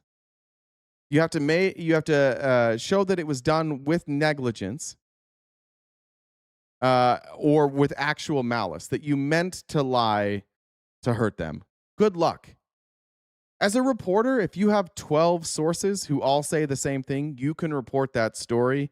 And even if it turns out not to be true, you're not going to be sued for defamation. You have 12 sources there. There's no shot that any of this rises to the standard of defamation. This is Cash Patel doing what Trump always does and takes any accusation, threatens, says, I'm going to sue, never wins the lawsuit, and then blames the fake news media because they hate Donald Trump. And they all just play the same game. Every fucking one. This is so predictable. The next time you hear any bad news about somebody in the Trump administration, just wait 1 day, and they will come out and they will say, it's the fake news media, they hate Donald Trump, and so I'm going to sue them for defamation, and they will never win a lawsuit. They'll just drop it. They just play TDS for everything. The FBI that we've cleaned up, and this historic, prolific year of crime reduction across the board is something that all Americans should be. And I know they're proud of it because I travel across the country and they say our communities are safer than ever before. Our kids aren't dying of drug overdoses. You're stopping terrorist attacks. Maria, in December, in a 4-week span, this FBI stopped 4 terrorist attacks planned over the holiday season. 4. That's more than Joe Biden did in his 4 years. So we're going to get after the fight. And if the fake news mafia wants, I don't know what those are off the top of my head. That's great if they did that. That wasn't you, bud. You have no idea what you're doing. That wasn't you. To ring their drumbeat as loud as they can. They're never going to stop me from completing the mission that President Trump asked me to do, which is safeguarding America, and we're doing it better than ever before. Well, let me ask. Yeah, he might be drunk right now. He doesn't sound super sober right then, does he? He's also dumb though, so it's kind of hard to tell. Here is Sarah Fitzpatrick, who wrote the story. Like, does this sound like somebody who's afraid? On to this reaction to your piece, because Patel's advisor, Erica Knight, called your piece fabricated stories. She said that every serious D.C. reporter passed on. Sarah Fitzpatrick and Jeffrey Goldberg printed it anyway. Lawsuit is being filed. What do you say to that? I say that I am a very careful, very diligent, award-winning investigative reporter with a history of award-winning work across multiple organizations. You and I, in fact, have worked together previously. I stand by every word of this reporting. We have excellent attorneys, and it is a surprising statement, but a very telling statement, I believe. Yeah, doesn't sound very scared. And then what does Cash Patel do later in that interview? Exactly what we always expect every Trump person to do when they get cornered and they get in trouble. They reignite some election conspiracy bullshit because Donald Trump is such a thin-skinned little bitch that he will not let go of losing the 2020 election, and they all know this. They all know it. How many more times do they have to say they're going to investigate the 2020 election and do absolutely fuck all before you guys start believing it? Remember Tulsi Gabbard? Tulsi Gabbard's done it like 3 times already. Pam Bondi's did it at least twice. Todd Blanche is saying it now. And they never do have an investigation. So what does Cash Patel do when he gets in trouble? He goes on TV to fillet Donald Trump and tell him, don't worry, we're going to catch those meanies that stole the election from you. Hold on, because when you started this interview, you said, Maria, you and I have been working together for a long time, and this is exactly what you were referring to. You were on my show repeatedly talking about the Russia collusion story, and our audience wants to know why there's never any accountability. But because it wasn't stolen. That's why. That's why. Your audience is fucking stupid. That's why. And you know it's bullshit too, Maria, because we've seen your emails behind the scenes. Everybody that works on this station knows that it's bullshit. Your audience doesn't know because they're fucking stupid. That's why there's no investigation into the 2020 election, because it didn't happen. There was no stolen election. None of the shit you said happened. That's why all these people that promised that they were going to get to the bottom of it. Kash Patel wrote children's books about it. He said day one, we're going to get to the bottom of it. Nothing. No investigation. No arrests. But now he's in trouble. So now he's going to start pushing people. Please find something. Specifically, the question that I asked you was about election integrity and whether or not you have any information to verify what President Trump says all the time, which is the election was rigged. That's what I asked you, Kash. I'm sorry, Maria, I misheard. Yes, so what we are doing is folding that into our entire conspiracy case, and we will let the prosecution speak for him, but we have the information that backs President Trump's claim, but because it's an ongoing prosecution and investigation, I can't get ahead of the DOJ and the president, but... Excuse me, you can't get ahead... Wait, your investigation can't get ahead of the president? Let's hear that again. The DOJ and the president, but you're independent of the president, supposed to be. You can't get ahead of the president here, the president who has no ability to investigate something? That was a little bit of a whoops there by Kash, wasn't it? Whoopsie, whoopsie, whoopsie. I forgot that we're all taking our direction from Trump. I can't tell you what the FBI is doing until I talk to Donald and Donald tells me what I can and cannot say. Is the man who tweeted bullets after a shooting. Is that what Kash Patel did that? Damn. I didn't know that. President Trump speaks truthfully when he says that, and that's what I've been telling you about. When we find terabytes of data on computers from the last 10 years that we were supposed to find 10 years ago, that's what it took. It took his re-election. It took this FBI to go in there and find. What is he talking about? What? You found terabytes of data, but you still can't prove the election was stolen? What are you talking about? And it takes a long time to get through that material. But I would say stay tuned this week. You might see a thing or two. Yeah, you won't. You're not going to see anything. It's been a year and a half already, and you're not seeing shit. How much longer? Where's my normal people? Where's my normal MAGA? How much longer are you willing to wait for the 2020 election proof to get to you? Is it just forever? Till the day you die, you'll just believe it? Eugene, I'll ask you. I'm sorry that nobody wants to hear the truth on this feed, Eugene.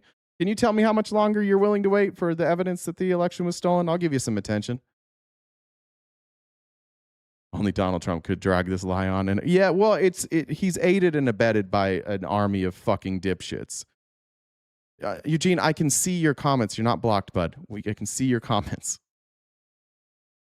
That's a good point. 10 years ago was 2016. That's a good point. Yeah, I didn't even think about that.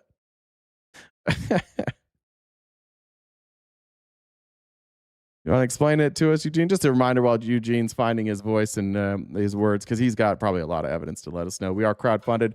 Anything you can do to help us knock out our gift goal by the end of the chat or the end of the stream would be greatly appreciated. Cash App, Venmo, PayPal.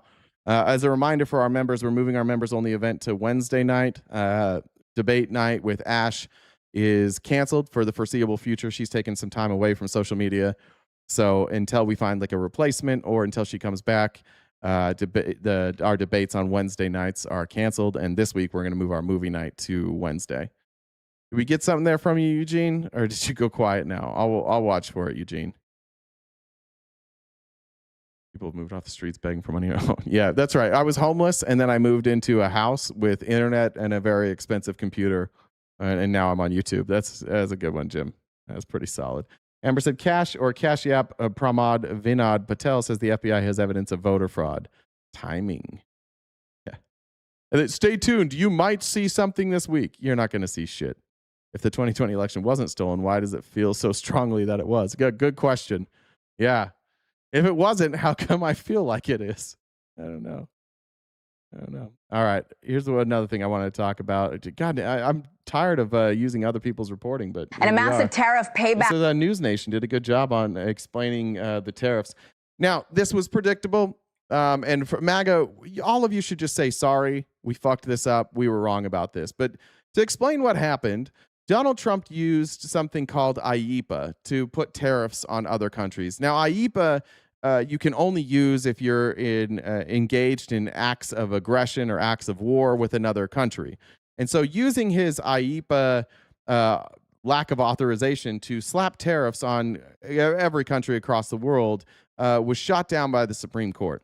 And when you levy a tax on the American people, because it is a tax on the American people, and you levy that tax is ruled to be unconstitutional, you are required to give that money back. Now, each and every one of you that are watching here today who paid higher prices, you are getting dick. You will get absolutely fuck all. But the companies who had to pay the tariffs and pass that cost along to you are about to be reimbursed.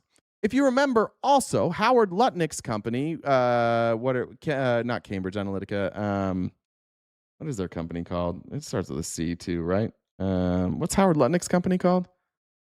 We got that off the top of their Cantor Fitzgerald. Thank you. And Co. Thank you. Cantor Fitzgerald. They were selling insurance on these on the tariffs, essentially saying like we're going to help you out, but if the Supreme Court winds up ruling against these tariffs, we're going to collect the tariffs in your stead. So they were basically paying out people's tariffs, and now they're going to collect on those tariffs, and they bought them for pennies on the dollar.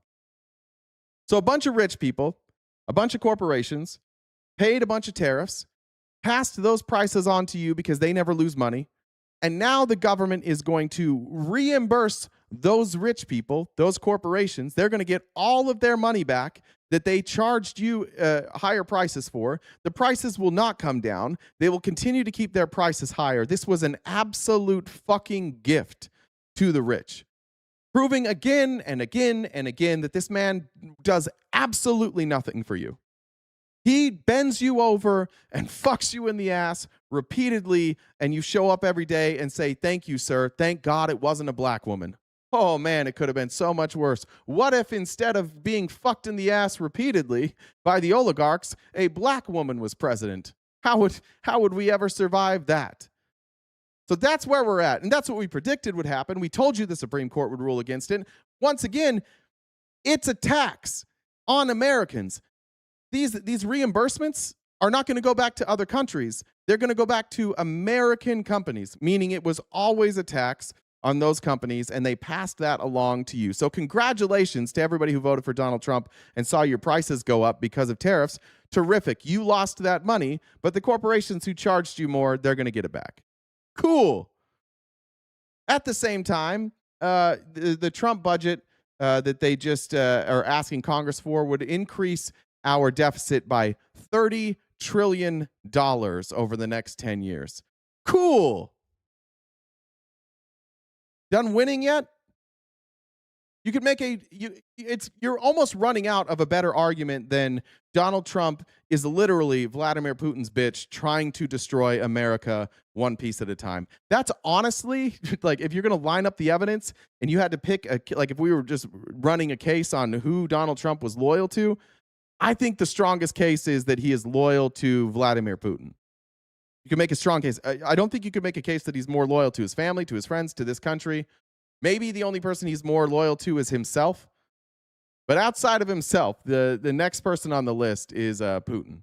He's doing a great job. And a massive tariff payback starting Monday, courtesy of the federal government. A new refund system could be returning billions of dollars to U.S. importers. This all comes after the Supreme Court struck down President Trump's emergency. Denise, thanks for paying your Antifa dues. Appreciate that. Tariffs back in February. News Nation's Alicia Nieves is here to break it all down. Alicia. Amy said Trump's sons are making money selling drones to countries getting attacked by Iran. This war won't be done for a while. I've got that story coming up. Good point, though. Morning. I remember you and I were covering this the day it broke, the day the Supreme Court made the decision, and we were all asking you, because Alicia is our finance person, what does this mean for all the money the government has already collected? How much can importers expect to receive? Do we have a better answer now a few weeks later? It's billions of dollars and to the tune of more than $100 billion. And on that day, we were very skeptical that this day would come, but sure enough, it's here. You know, we're talking about a new customs refund system designed to return money to importers after the Supreme Court. I'm sure my investment portfolio is doing well. It's not. I took out all of my investments and I have one stock and it's not doing well. But thank you for thinking that. Did in fact struck down that IEEPA tariffs in February. That's the bulk of the president's tariff agenda. The program is called CAPE, in short for Consolidated Administration and Processing of Entries. Customs says it's going to begin phase 1 on Monday, April 20th. And the number here is huge. Customs says it's $166 billion could ultimately be refunded. But as of April 9th, just over 56,000 importers had completed the steps needed for these electronic refunds, covering about $127 billion. So yes, a lot of money is in the pipeline, but a lot of companies are still not fully ready to receive that money. I have no doubt there are a lot of business owners at home. They're wondering who's eligible. I see some of you saying Netanyahu and not Putin. What I would offer to you is that those two things are not separate. He's doing more. He's doing a ton of damage for Putin. Ton of damage for Putin. What does this mean for businesses that have struggled for over a year? Yeah, I'll tell you who's not eligible. Okay. It's the customer, you and me, who ultimately in the end paid for a lot of these tariffs that got passed down to us. So it's not the shopper at the checkout line. The refunds are set up for the actual importer of record, the actual company or entity that paid the tariffs to customs. And to apply, importers or their authorized customs broker have to file through the ACE secure data portal using the new CAPE tool. Should we do anything with our stocks? I don't know. I don't take financial advice from me. Filed through the CBP's ACE portal, the importer or an authorized customs broker can then submit them. Phase 1 focuses on the simpler cases first, and then the more complex cases, those will come later. And the system is already facing some headwinds, though. Customs has warned that many companies still have not opted in for the electronic payment, which could hold up or even derail these refunds, something that could be devastating, as you point out, these small businesses. One Busy Baby, I know you spoke to the founder just last month,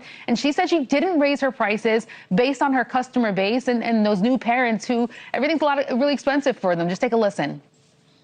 They already have so many new expenses, and the cost of their strollers, their car seats, everything went up when those tariffs. Cantor and Fitzgerald Co. bought the debts from drowning companies that had no choice but to accept Cantor's money to keep their business afloat during tariffs. Cantor extorted them. Yeah, agreed. Yeah, Howard Lutnick's going to make a fortune off of this. The companies that couldn't afford to pay the tariffs, Cantor and Fitzgerald bought those debts. And now they collect. And they bought them. Somebody get the number. I thought it was 40 cents on the dollar. I could be wrong about that, but I think it was 40 cents on the dollar. It's been a while since I've looked into those numbers, but somebody check it. I think that's what it was. Tariffs went into effect. My products are really nice to have, but you don't need to have them. So when we didn't actually lower our prices, people just stopped buying because they have to allocate their budgets carefully. Yeah, there are many businesses that it's are 20 to 30 cents on the dollar. Is that right? Okay. You guys are saying 20 to 30? Okay. I believe you.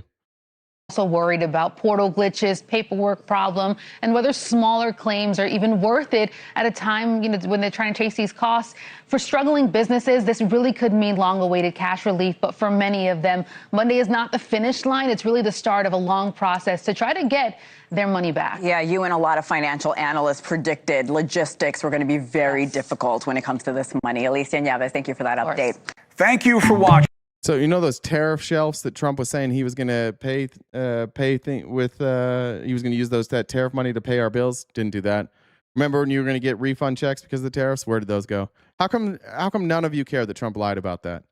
He lied to you literally about what tariffs are. He lied to you about where the money was going. He lied to you about getting a check. And now we're going to reimburse that money to all of his rich friends. Yeah, the shelf was a lie. Who could have seen it coming?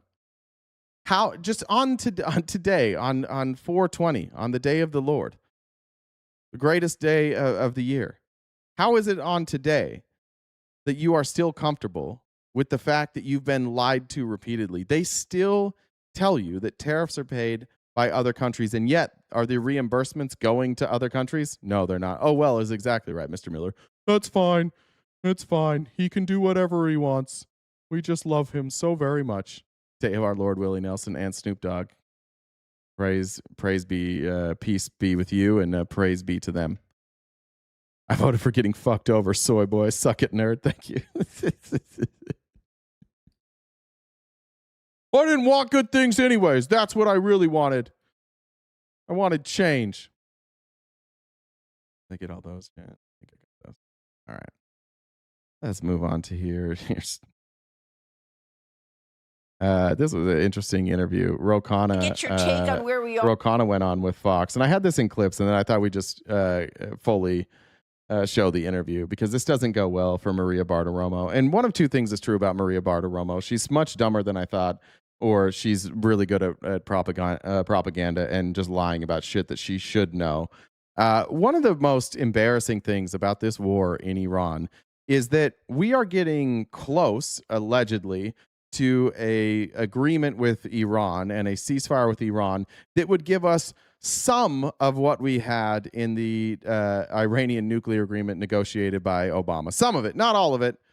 Iran's going to come out on the other side of this a little bit better because they have a ton of leverage. So the agreement that we ripped up, or when I say we, I mean the agreement that Netanyahu told Trump to rip up, and he did it, was much better than what we're going to get out of this negotiation. And on top of that, we have spent billions and billions of dollars and created chaos in the Middle East for no fucking reason. So I thought it would kudos to Maria Bartiromo for bringing on Rokana. That was gutsy. This doesn't go well. You introduced a bill to stop U.S. oil exports during the conflict in Iran. Why do you want to stop U.S. oil exports during this conflict? Maria, it's common sense. Why would we be sending our oil overseas? When America first, right? What happened to all these America first people? Why are you always oppose Trump? No, now in this case, we're backing up what Trump said, America first. If the whole world is struggling and we have oil here and we are energy independent and we're energy dominant, why are we shipping our oil off? Why aren't we just keeping it here and keeping the prices low? Oh, because it was never about you. It was always about the oil companies and record profits. Americans are getting fleeced at the pump. When gas has gone from $2.30 maybe to demand destruction featuring the tariffs was war prep. Yeah, maybe. $4, we should have our oil supply for Americans, and that would bring down the price. This was a giveaway in 2015 to the big oil companies. Yeah, it's good for them. It's not good for the average consumer. I don't know if it's a giveaway, really, but the truth is the president told the nation. It's not a giveaway? What is it then? It's not a giveaway? You start a war that they don't have to pay for, they're not paying taxes, and suddenly all this oil that they've drilled where their future prices were looking at like $60, $70, $80 a barrel, now they're able to sell these at 100 to 110. Up. I think it got as high in futures to 160, right? Yeah, that's a giveaway. Just the other day, and we know this to be true, that the U.S. is producing more oil and gas. Sorry, I don't know why it cuts out there. Under Joe Biden, the Democrats do not want to see drill, baby, drill, right? The U.S. was producing, as you know, more oil and gas at a record level. Because we can't refine the oil we extract from the ground. It's light and sweet, and we can't refine light and sweet, only heavy and sour. What we could, right? We don't. The difference between can and won't. We can, we won't. Even under Joe Biden. The point is, though, why are we exporting it? And Maria, the biggest point is, why have we gotten into a war that has led to the closing of the Strait of Hormuz? The Strait was perfectly open 60 days ago. And, you know, I talked, as I know you do, I talked to some of the senior finance guys. Look at MAGA here. It's cheaper to import. I appreciate that. Thank you. Yeah, it is cheaper to import. So maybe drill, baby, drill wasn't a way to drop our oil prices now, was it? So maybe drill, baby, drill was all bullshit the whole time. Because we were drill, baby, drilling during the Biden administration and those oil prices were going up. So maybe that whole thing was a lie, right? I mean, isn't it crazy how nuanced you've become? Now that now that it's on the other foot, suddenly we have nuance. Suddenly you understand drilling. Suddenly you understand globalism, global trade, and how that benefits the United States. Why would we import oil? Oh, because it's cheaper? Oh, no shit. Why would we import other things that are cheaper from other countries? Oh, maybe we should just do global trade. But that's not what you voted for. Don't tell me that's what you voted for. You voted for the opposite of that. And then it didn't work. And now you're defending it. You voted for Donald Trump because you like Donald Trump. You don't care what he says. You don't really know what he says. You just really, really, really like Donald Trump. Wall Street, JP Morgan, others, they thought that this war would have been over in 3 weeks. This war has gone on 60 days. It's hurting the economy. It's putting our lives at risk. We've got Khamenei Jr. in charge, who's actually more hardline with the IRGC. We have a worse regime in there. What have we achieved? You tell us. That's a great question. What have we achieved in this war? Just that we've killed some people? Trump's the ma'am. Let's fucking go. Love that. What have we achieved in this war?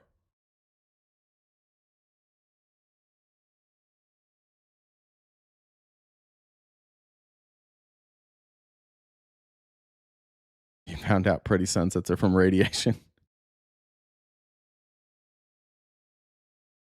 Anything? Not you guys. Reposting Trump's the ma'am.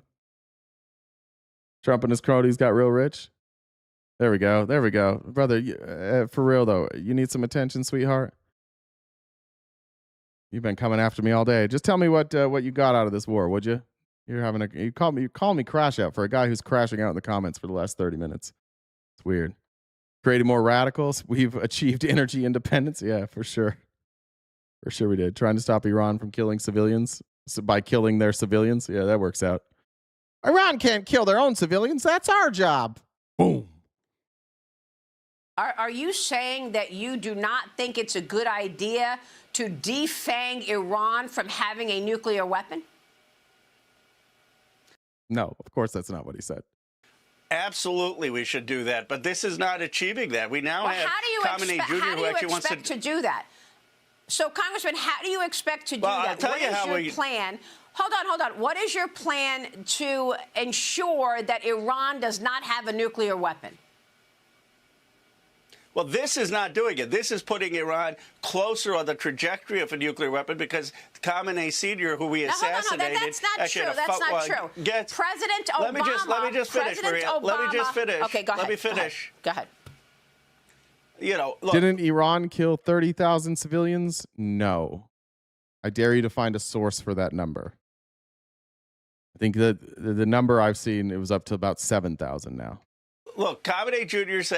is saying he wants to develop it. The more hardline IRGC is in. What we need is the enriched uranium. Even Vice President Vance acknowledges it. That is underground. You can't bomb to get that. You need diplomacy. We should be sitting down with Oman, with other nations. Now that maybe we have leverage, we should be getting a deal. But to be threatening to wipe out Iranian civilization, to be threatening to blockade the Strait of Hormuz and close it, hurting the economy, that's just not rational policy. Now, President, look, are you saying that you want diplomacy with what are these threats you're talking about? For real, though, you got to tell me what specific threat is or we got to get rid of you, bud. Stop being weird. Iran, and you think that they're going to tell you the truth? They just told us months ago that they did not have any long-range missiles, and then they sent a long-range missile to the Diego Garcia Island. So I'm just trying to understand what your plan would be to defang Iran from a nuclear weapon, because But those aren't nuclear weapons. Right? You can't say, what's your plan to get rid of nuclear weapons and then cite non-nuclear weapons. This isn't an argument. Amber said the number of active oil-directed drilling rigs in the United States has declined by 77 units, approximately 15.8% over the past year, falling from 486 in April 2024 to 409 as of mid-April 2026. I was unaware of that. Thank you, Amber, as always. Great data. Right now, as the president has said many times, Iran's Navy is gone, the Air Force is gone, the leadership is gone, and yes, it impacted the economy, and the Iranian people are begging President Trump to finish the job. I mean, we had on Reza Pahlavi, a ton of other Iranian citizens who say, please, President Trump, help us. So exactly what are you saying? Help us. Cool. Let me blow up a school for you. Is that helping? What if we blow up some apartment buildings? For real, though, I have no idea what you're saying. Just write in there what threats we're making. This is your last chance. You have to tell me what threat I'm making here, and then we're going to get rid of you. You're saying you would rather the president do diplomatic talks, and you think they're going to tell us the truth? Maria, I'll tell you what the Iranian people are not begging for. They're not begging for Donald Trump to wipe out Iranian civilization. They're not begging for him to blow up every power plant and threaten war crimes. And they don't like the fact that we have actually a more hardline regime in there. They have not created a regime that is respecting human rights or protesters. And the reality is, yes, I don't trust Iran. Hold on. Obviously, Reagan had said trust to verify. You can't sit there and tell me that you are talking about Iran's. This is like your kids are hungry, and you're like, yeah, my kids are hungry. And then the response to your kids being hungry is that you start building a birdhouse. And they're like, wait, why are you building a birdhouse? This doesn't make any fucking sense. Your kids are hungry. Why don't you make them some food? You're like, are you telling me birds don't need a place to live? This is incoherent. Saying what's your plan and then saying like Iran's bad. Yeah, no shit. Everybody believes Iran's bad. We're criticizing what you're doing here. If you're saying you're making this this excuse that the reason we're in Iran is to take care of the people of Iran, well, we're murdering the fuck out of them. Trump doesn't say that's what we're there for. They all say it's for different reasons. But you can't be like, the Iranian government's bad. They kill, and then be like, we're gonna kill them. We're gonna kill a whole bunch of them. That'll fix it. They should know only we can kill indiscriminately. Human rights when the way they treat women and the way they treat citizens are. I don't know why this cuts out so bad. Sorry. Moral equivalence between the way President Trump treats citizens and the. Literally, are you putting an equivalency there? No, I'm not putting an equivalency. What I'm saying is that we have not created a regime that actually is respecting human rights. We have a regime that is more hardline. Hey, Mods, will you get rid of FR though? Now we're just doing like direct threats. You're weird, dude. Go find a hobby, bud. There is no democracy emerging. There is no regime that's actually closer to the United States. Actually, you know what we've done is we've increased China's role in the region. Now they want to have oil transactions in the yuan, not in the dollar. And so what we've done is actually lost influence in that region. And we haven't gotten the enriched uranium. I mean, that is the problem. Well, yeah, what are we accomplishing here? Dirty Duval, do I agree that the political division that causes a huge divide between the American people has not been going well? Dude, are you a both side? Are you like a fence sitter? Listen, America wouldn't have a political divide if people would learn some shit. The political divide in America is not caused by me. It's not caused by people like me. It's not caused by politicians. It's caused by people not knowing what the fuck they're looking at. It's caused by a bunch of lazy fucking Americans who turn on the news for 12 seconds and don't fucking learn anything. If you turn on this show and you watch only this show and that's all you know about politics, I'm going to do my very best to give you data and stories that are accurate. But if then you are divided, it's only your fault. The problem with American politics is that nobody can understand. Very few people can understand the difference between rhetoric and truth. And secondly, like people aren't very quick to criticize the people that they voted for. It's a lazy American arrogance problem far more than it is about political divides. Look, if you just being honest, what the fuck else would you cover right now? If you're a journalist, if you host a show like mine, and you're not talking about the fact that we are currently blowing up the fucking Middle East while bleeding our own people dry, while handing out gobs of money to the richest people among us, then what the fuck are you covering? Don't blame me for the political divide.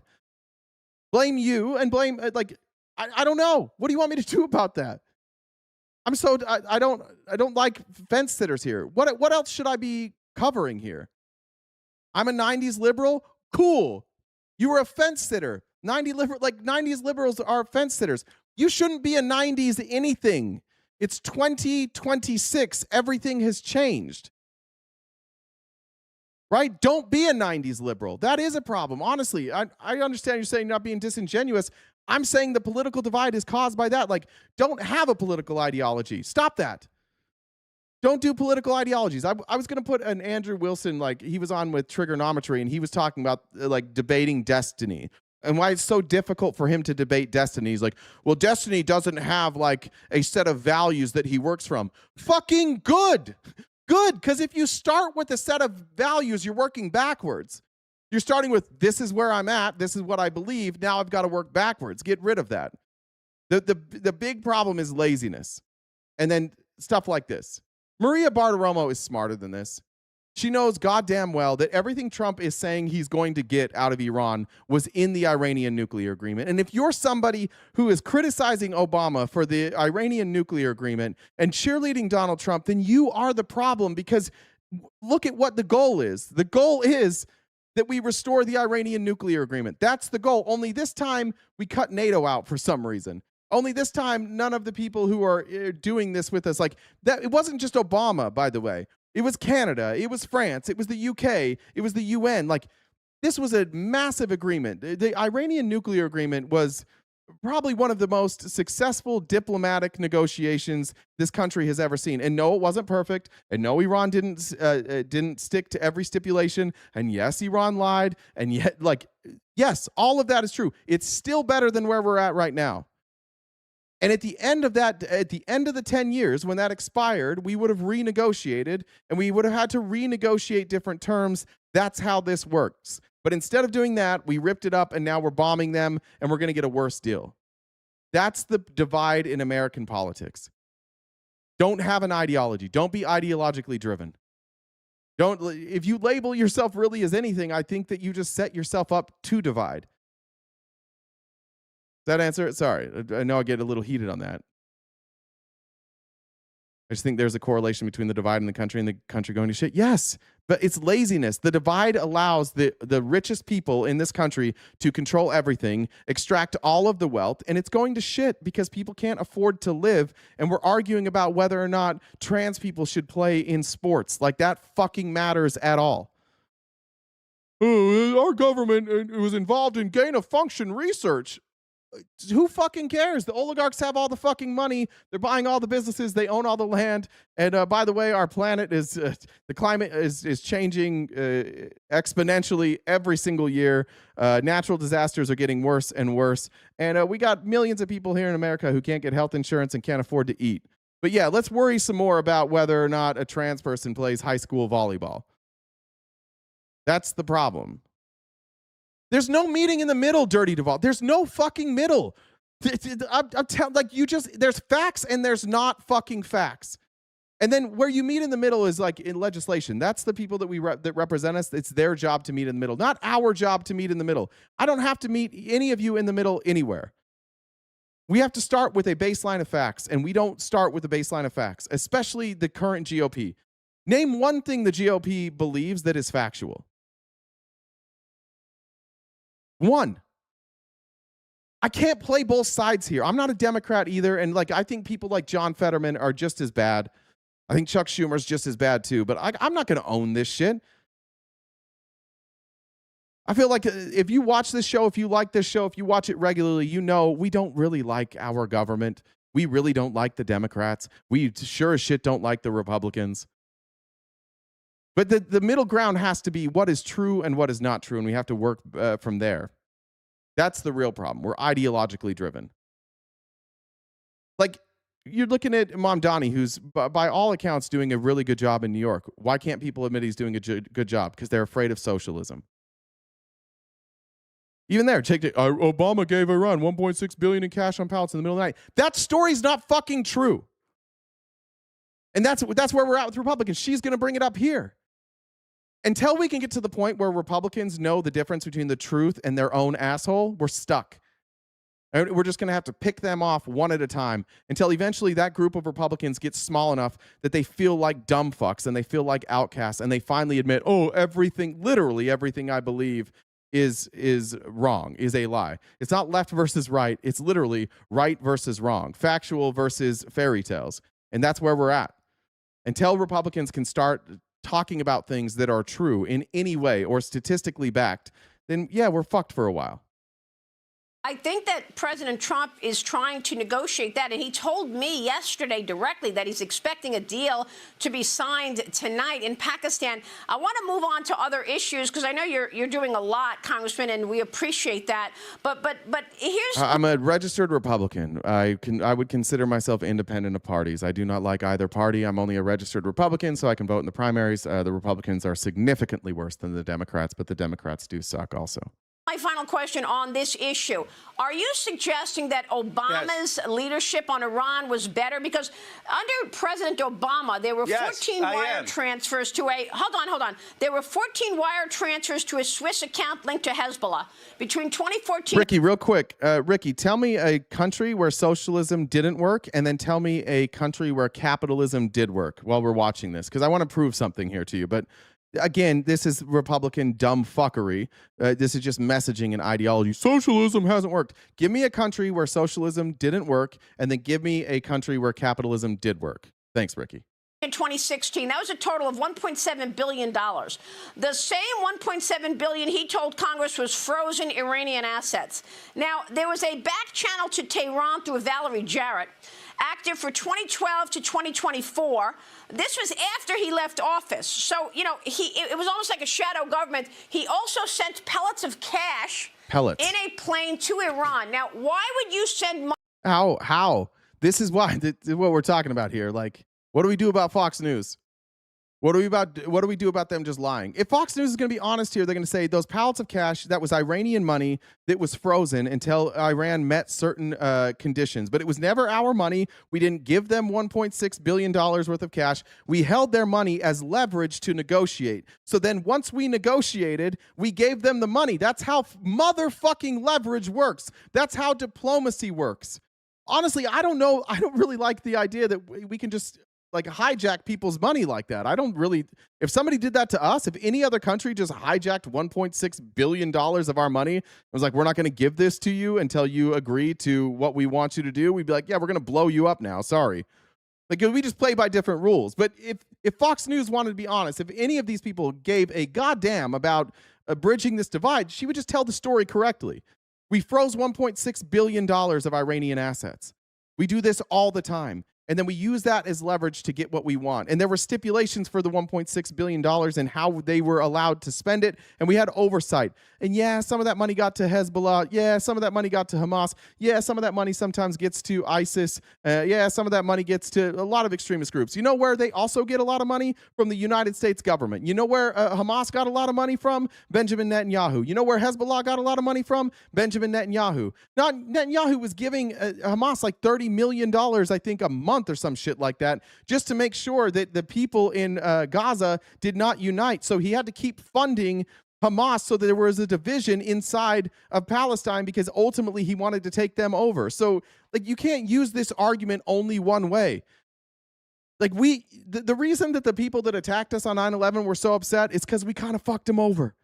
We were on their side, then we fucked them. And it's what the United States does. We have partners, and then when it's not advantageous for us, we turn around and we just fuck them over, and then they get upset about that. But just tell the story right so that we can stop being so goddamn divided and never have the facts right on anything. If you're mad that we gave the money to Iran, we can have that discussion, but set it up correctly. Stop saying that Obama gave them $1.6 billion that was ours. That's not true. Set it up correctly, then we can debate whether or not those frozen assets should have gone to Iran or not. And you can have a good debate about that. That's fine. But why lie? Why do we have to start it with a lie? Because the lie is impossible to defend. The nuanced version, the real version, it makes you think a little bit. And good Lord, do they not want you to think. They never want you thinking. So they just tell you, oh, Barack Hussein Obama. Hussein, that sounds like, a Muslim name? He gave money to who? Terrorists? They're Muslims? Oh, he was fighting for the terrorists. That's why they say it this way. That's why they present it this way. So you don't have to think. There's no critical thinking. Like, oh, I wonder if there was a better way we could have negotiated. Probably. Always. Money to Iran, knowing that they are building a nuclear weapon and they are the leading sponsor of terrorism. Barack Obama was a great statesman who left America much safer. I wouldn't put Donald Trump in the same paragraph. The reality is when President Obama left, because of the great efforts of people like Valerie Jarrett, we had 97% of the enriched uranium out. The reality is we didn't. Sorry, I might have mixed up two stories. The 1.7 billion was an arbitration deal from like the 70s, I think. I might have got that wrong. That it was a failed military equipment sale. So we still owed it to them. It was money that we actually owed them. I think the other is that the pallets of cash. There's two different stories. One of them is frozen assets, and one is that is what we owed. And I think the 1.6 billion might have been what we owed them for a weapons deal. It's one of those two things. There's two of them, and I just can't remember which one is which. 13 American service members dead. The reality is we never had gas go up from $2.30 to $4. The reality is we did not give China. It wasn't 400,000. It was 400 million, and then like 1.3 billion in interest, something like that. More role in the region. Let me finish, Maria. I'll let you finish. Okay, we didn't give China more role in the region. Oh, and one other thing. It was also not in. I don't believe it was in U.S. currency. I think it was like Swiss francs. It was in euros. I don't know all the currencies, but I don't think it was even in U.S. currency. Right? Am I right about that? That it wasn't U.S. currency? Because because we had sanctioned Iran so much that they weren't allowed, like they couldn't effectively like bank. They were been cut out of the international banking system, so we couldn't use U.S. dollars, if I remember correct. Is that right? Not give the IRGC a more hardline regime in there. You know why? Because Obama actually did his homework. He actually tried to engage in statesmanship. He got China, Russia, the entire European allies on board with getting Iran on a path to not having a nuclear weapon. All Trump did is listen to Netanyahu. That's his entire foreign policy. And you know what? I resent the fact that Israel is going to tell the United States what to do. The American president should call the shots in this country. Amy said, and Trump wants to give Iran 20 billion. Yeah, that's fine though. When Trump gives it, it's fine. No big deal. William said, for new underwear when you make a fast getaway from MAGA's dad's bedrooms. Thank you. Roly Poly Bolo said, the irony of trying to bootlick for the president and then accidentally calling him ma'am is peak comedy. Illusion, thanks for being here for 15 fucking months on 420. Thank you. The American president should call the shots in this country, but you and your colleagues are trying to clip his wings right now with this war powers vote. I agree. The president should run the country. They've given the power to declare war to Congress, but now Congress is saying that they should have the power to declare war is clipping the president's wings. That's what we're doing on Fox News now. Fuck the Constitution. The president is in charge. But look, a lot of the things that you just said are just not true, Congressman. I mean, look, we have to look at this realistically. And President Obama sent money to the Iranians. And what did they do? They resumed their buildup of enrichment. That's not true. Yeah, Not true. What's not true? What's not true? What specifically about that sentence is not true? There was a deal that we reached. You're calling Donald J. Trump, Donald Jerusalem Trump, not that. To get 97% of the enriched uranium out. In the process of that, Iran had certain assets that were Iranian assets. Wasn't our money. That was unfrozen. And that was a deal that China, Russia, France, UK, Canada, the United States all agreed to. And then you had Netanyahu come in and try to torpedo it, and AIPAC tried to torpedo that deal. We were on a path to having a denuclear Iran, but what happened is it wasn't in Netanyahu's interest and AIPAC's interest, and they've dragged us into another war in the Middle East. They've hurt American people, and the American people are tired of it. They want people who are going to be Team America. They want people who are going to bring gas prices down here and care about our nation and get us out of these wars, and that's why Obama won. He was against the Iraq War. That's why he was on a path to normalization in terms of getting Iran to be denuclear, and had the whole world on our side. And AIPAC, Netanyahu tore that up. Relax. It doesn't change the fact that 10 presidents before President Trump I'm having all trouble said the hearing same you. thing. I think there's some connection issue. Now I can hear you. Congressman, it doesn't change the fact that 10 presidents before President Trump all said the same thing. Iran cannot have a nuclear weapon. They are the leading state sponsor of terrorism. They cannot have a nuclear weapon. And one president delivered, and that was Barack Obama. No, that's not true. Not one of them did anything Barack Obama is the only one who delivered. Congressman, you're talking fantasy. 97% Obama did out. nothing about it. You're talking fantasy. Obama did not. He had the agreement that Trump is trying to get. And he didn't have to go to war. It is crazy how they have rewritten history for Obama. Everything that you think Trump is going to accomplish with this negotiation in Iran, we already had. And then some. This is such a catastrophic fuck up. What are we getting out of Iran that we didn't already get? Like, let's say these negotiations go well. What are we going to get that we didn't already have? Trump was offered a better agreement than Obama's and turned it down to waste billions in attacking Iran. Facts. Dolphin said, I looked up when Trump first started attacking NATO. I needed to know because if it was before or after he went to Russia. No notable remarks until 2 months after he went there. Coincidence? Are you saying, I think that was like before he was president? Yeah, I think so. Even better, the irony of bootlicking a transphobic man and then accidentally emasculating him with a gendered noun. It's just so good. Yeah, thank you. Nothing about it. Other than send money to the Iranians. Obama got the whole world. He didn't send money to them. That's just factually false. He unfroze Iranian assets, but he had the whole world behind us. How many countries do we have behind us? Okay, so I did get the details on that. So it was from and this is why I said it was frozen. So I think that's incorrect also. They were part of we have a taxpayer judgment fund, and we use that to settle litigation against our government. So that's what it was paid for. So I think maybe calling it frozen assets, I don't know how broadly we can use the term frozen assets, but that's where the money came from. Now, Obama had Russia, China, Canada, UK, France, the whole. This is my favorite part. Why is she laughing at this? Listen to what he's saying. I don't know why she laughs at this. He's dead right. You're talking fantasy. 97% Obama did out. nothing about it. You're talking fantasy. Obama did nothing about it. Other than send money to the Iranians. Got the whole and the Iranian nuclear agreement. World. He didn't send money to them. That's just factually false. He unfroze Iranian assets, but he had the whole world behind us. How many countries do we have behind us now? Obama had Russia, China, Canada, UK, France, the whole world on board, and they lost. Yeah, they all agreed.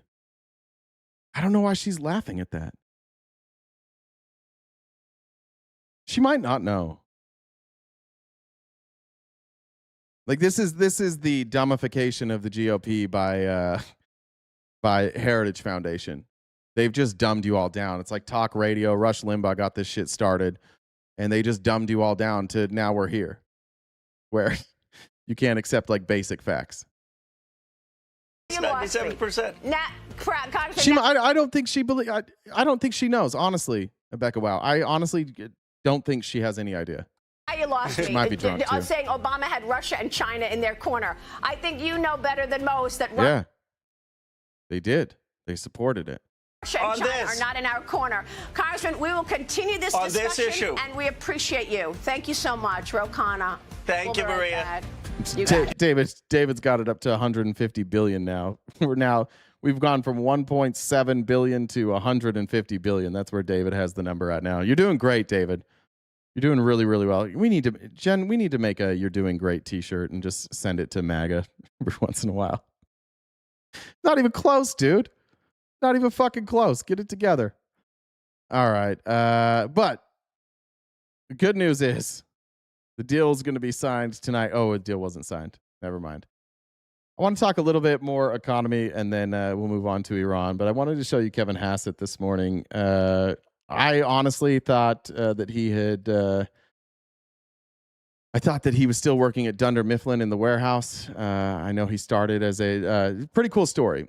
He started as a repairman who was found at a Home Depot, who spoke very little Spanish and a lot of English, was hired with a test to knock out a hornet's nest. When gave Kevin Hassett a bunch of different tools, asked if he could knock out a hornet's nest. He chose like a baseball bat, I think at one point maybe a flamethrower, and eventually got hired to work in the warehouse at Dunder Mifflin, and now has worked himself all the way up to being Trump's top economic advisor, where now he's here telling us that, hey, it might feel shitty. It might feel like this whole fucking thing is falling apart, but this is actually the golden age. So if you remove the overhang, or at least keep people updated, my point was that there must be some underlying fundamentals that you would point to. Sure. That were, whether it's corporate profits, whether it's margins. I mean, I'm amazed at how well behaved the bond market has been, the 10-year staying right around in a range, in spite of a lot of different. That has been really surprising, honestly. I was looking at the bond markets this week. I think a lot of people, I mean, everybody thinks Trump is going to back down. If you want to give any credit to the stability of our markets, the relative stability of our markets during this time, it's because everybody thinks that Trump is a pussy. That's what they all think. They all think he's just going to back down at some point.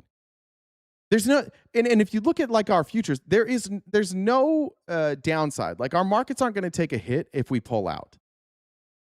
There's no upside to this war. It is just complete and total downside.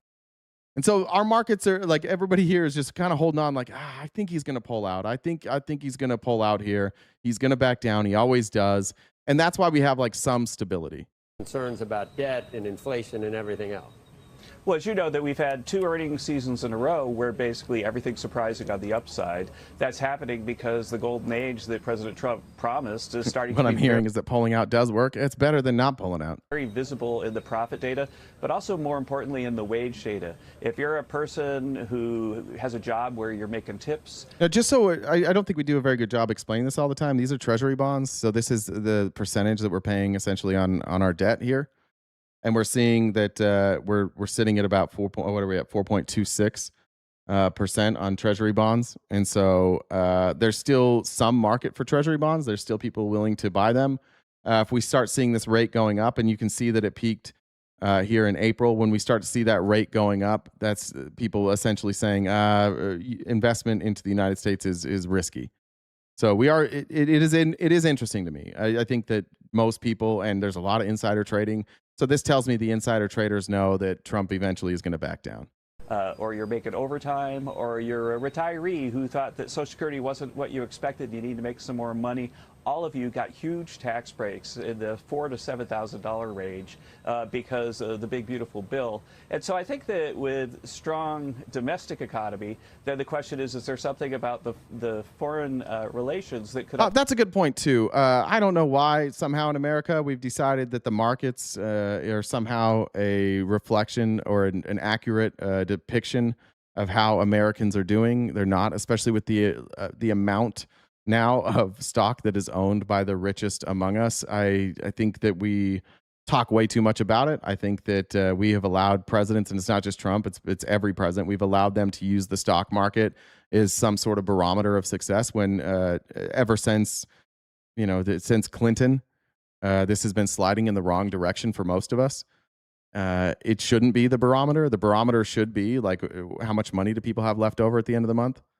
Do people have savings? Do people have a retirement? Do people have a roof over their head? Are they able to own their own assets? Do they have tangible assets? But instead, we look at the markets all the time. But the more and more of this wealth gets distributed to the wealthy, the more and more you and I aren't included in these numbers. I mean, raise your hand in the chat if you don't have a retirement or any sort of investment account, if you're comfortable doing that. Just put a hand up if you have no investment account. There you go. And our audience is a little bit older due to the time of our show. And so I think that this is probably not going to be replicated through most audiences. But if you're looking at younger audiences, it's going to be mostly everybody. But I mean, but there's 1,000-ish people here between Twitch, 1,500 between Twitch and YouTube or whatever it is. Look how many people here don't have any investment. So this doesn't help anybody here that is raising their hand right now. This means dick. If you don't have investments, you probably don't have treasury bonds.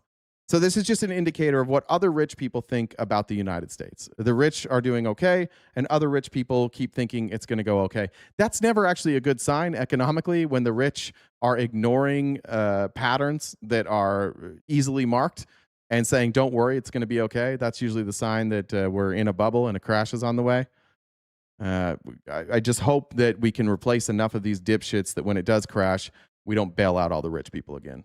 Set that. And first, the U.S. economy is the engine of global growth. And so a strong U.S. economy is a super positive, despite what's going on in the Gulf. But also, once this is resolved, think about how much energy production. And let's talk about our economy, by the way. Unemployment going up. Job growth has been essentially zero for year over year. We finally had good jobs numbers, and I'm going to guess that just like every other jobs number for the last year, those are going to be revised downward. So we're not growing jobs. Unemployment is going up. People carrying debt is going up. More and more people are relying on things like Klarna and payment plans to pay for any sort of sizable purchase. This is a 100% debt economy now at this point.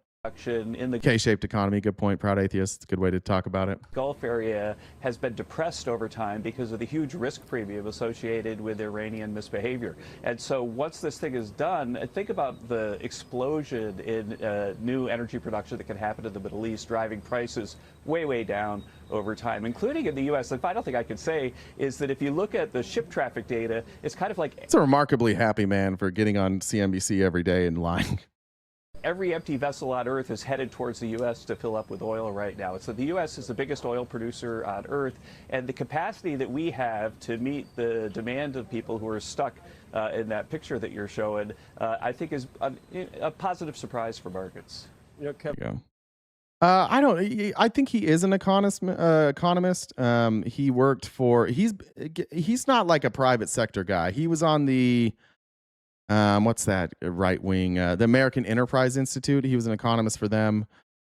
He worked on the McCain presidential election. He was like his top economic advisor. I think he might have even worked on the Romney one. Did he?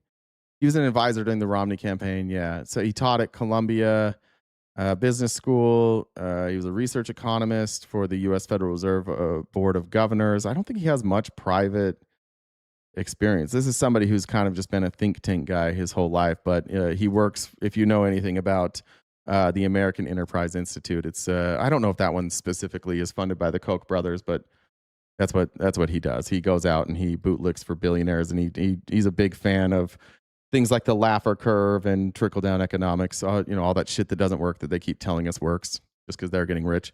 Pink, thank you for paying your Antifa dues. I appreciate that. Always appreciate that. I'll update the gift goal here in a minute. We've got about an hour left, and I do have a semi-hard cutoff. I don't have I've got some appointments I got to get to, and then I've got a long drive ahead of me. So I do have to cut off right at 1 today. If you can help us knock out that gift goal, the best way to do that is through the payment apps or super chats. For those of you who have asked, we prefer the payment apps just because they take less of a percentage. But if super chats is what you want to do super chats. Which reminds me, Amy Lynn said you can use Klarna and other payment plans to have groceries or fast food delivered now. So not just large purchases. Yeah. I bought some baseball tickets the other day that were, I think they were like $26 or something per baseball ticket. And it was like, it gave you the Klarna option. I'm like, well, I want to look at this. I clicked on it and I could spread it out over 12 months. I don't even remember what it was. It was like another like $12 of interest or something like that. And it was spread out over 12 months. I was like, Jesus, I can't believe this exists, but it does. Don't use it. It seems cool, but don't use that. You don't want to pay 28% interest. Yeah. Baseball. I don't like baseball that much either, but I do like going to baseball games. Check here. Okay. I think I'm caught up with Jen. Where is it? Okay. I wanted to replay this clip because I played this last week already, but again, I just want to, I wish some of you would be honest. I wish the Republicans that are here every day, I wish you would be honest with me. I wish you would have a discussion with me, and I wish that you would let your guard down a little bit about Trump. Because when you listen to these guys talk about the economy, they're talking about things that don't benefit everybody, and they shouldn't be markers of the economy. But Trump's being asked, like, what do you plan on doing with all these people who can't pay their bills? And it's clear they don't have a plan. We just listened to Kevin Hassett say, man, no plan is necessary. Everything's going really, really well, which it's not. And then here's Maria Bartiromo with Trump, and he's basically going to say the same thing. What are your top priorities now for the economy for the rest of the year? To be honest, we are doing so well. You look at this. I hit the 50,000 Dow mark, which everyone said couldn't happen in 4 years. I did it in 1 year. I hit the 7,000 S&P mark in less than 1 year.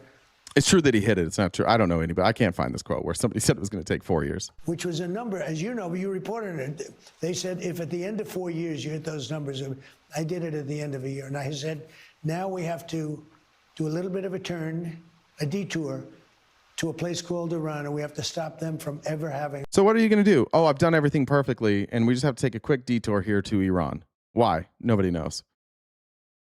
Sounds like no plan, doesn't it? A nuclear weapon. And if you told me that in the midst of it, we would have a stock market that's almost as good as it was 2 months ago, just about, very close, and that we'd have... Oh, yeah, he stopped 8 wars, oil, I forgot. That we'd be selling oil, that oil would be at 92 or whatever it is right now, instead of 200, because a lot of people said, oh, it'll be 200. This is in the midst of everything. Now, I think we're doing very well, and maybe people assume we're going to win this thing pretty soon. We've beaten them militarily, totally. So what's your plan for middle-class people? We're doing it perfectly, and I got to go kill some people in Iran. And it's going to cost a couple $2 billion a day. No big deal. Here's Scott Bessent now on the state of the economy. And here's a truth. Here's accidentally telling the truth, Scott Bessent. I mentioned this earlier. So that's the amount who... now we're talking about tariffs here and the fact that we're going to have to pay these tariffs back. And he's going to lie here and tell the truth. That's the amount who have already requested refunds. So they are already in the chute. And okay, so I think the number was like, I don't remember, like 160 billion. Somebody could tell me. That's the amount of people who've requested refunds. Now, those are Americans. So it's Americans, American companies that are asking for refunds on these tariffs, which tells you what? It tells you that other countries didn't pay the tariffs, right? We'll see what the timeline is for that. Will that affect the U.S. economy, all of those refunds coming out of the U.S. Treasury? We'll have to see what comes out, and we'll have to see what the companies do with them. Just to be clear, thanks to the Supreme Court, some of this money is going back to China.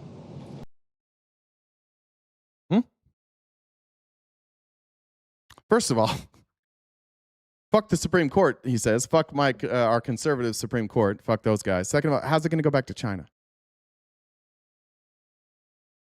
They're Americans. How's it going to go back to China? Or is he just saying that, like, some of these American companies are actually tax shelters or not tax shelters, like shell companies for China?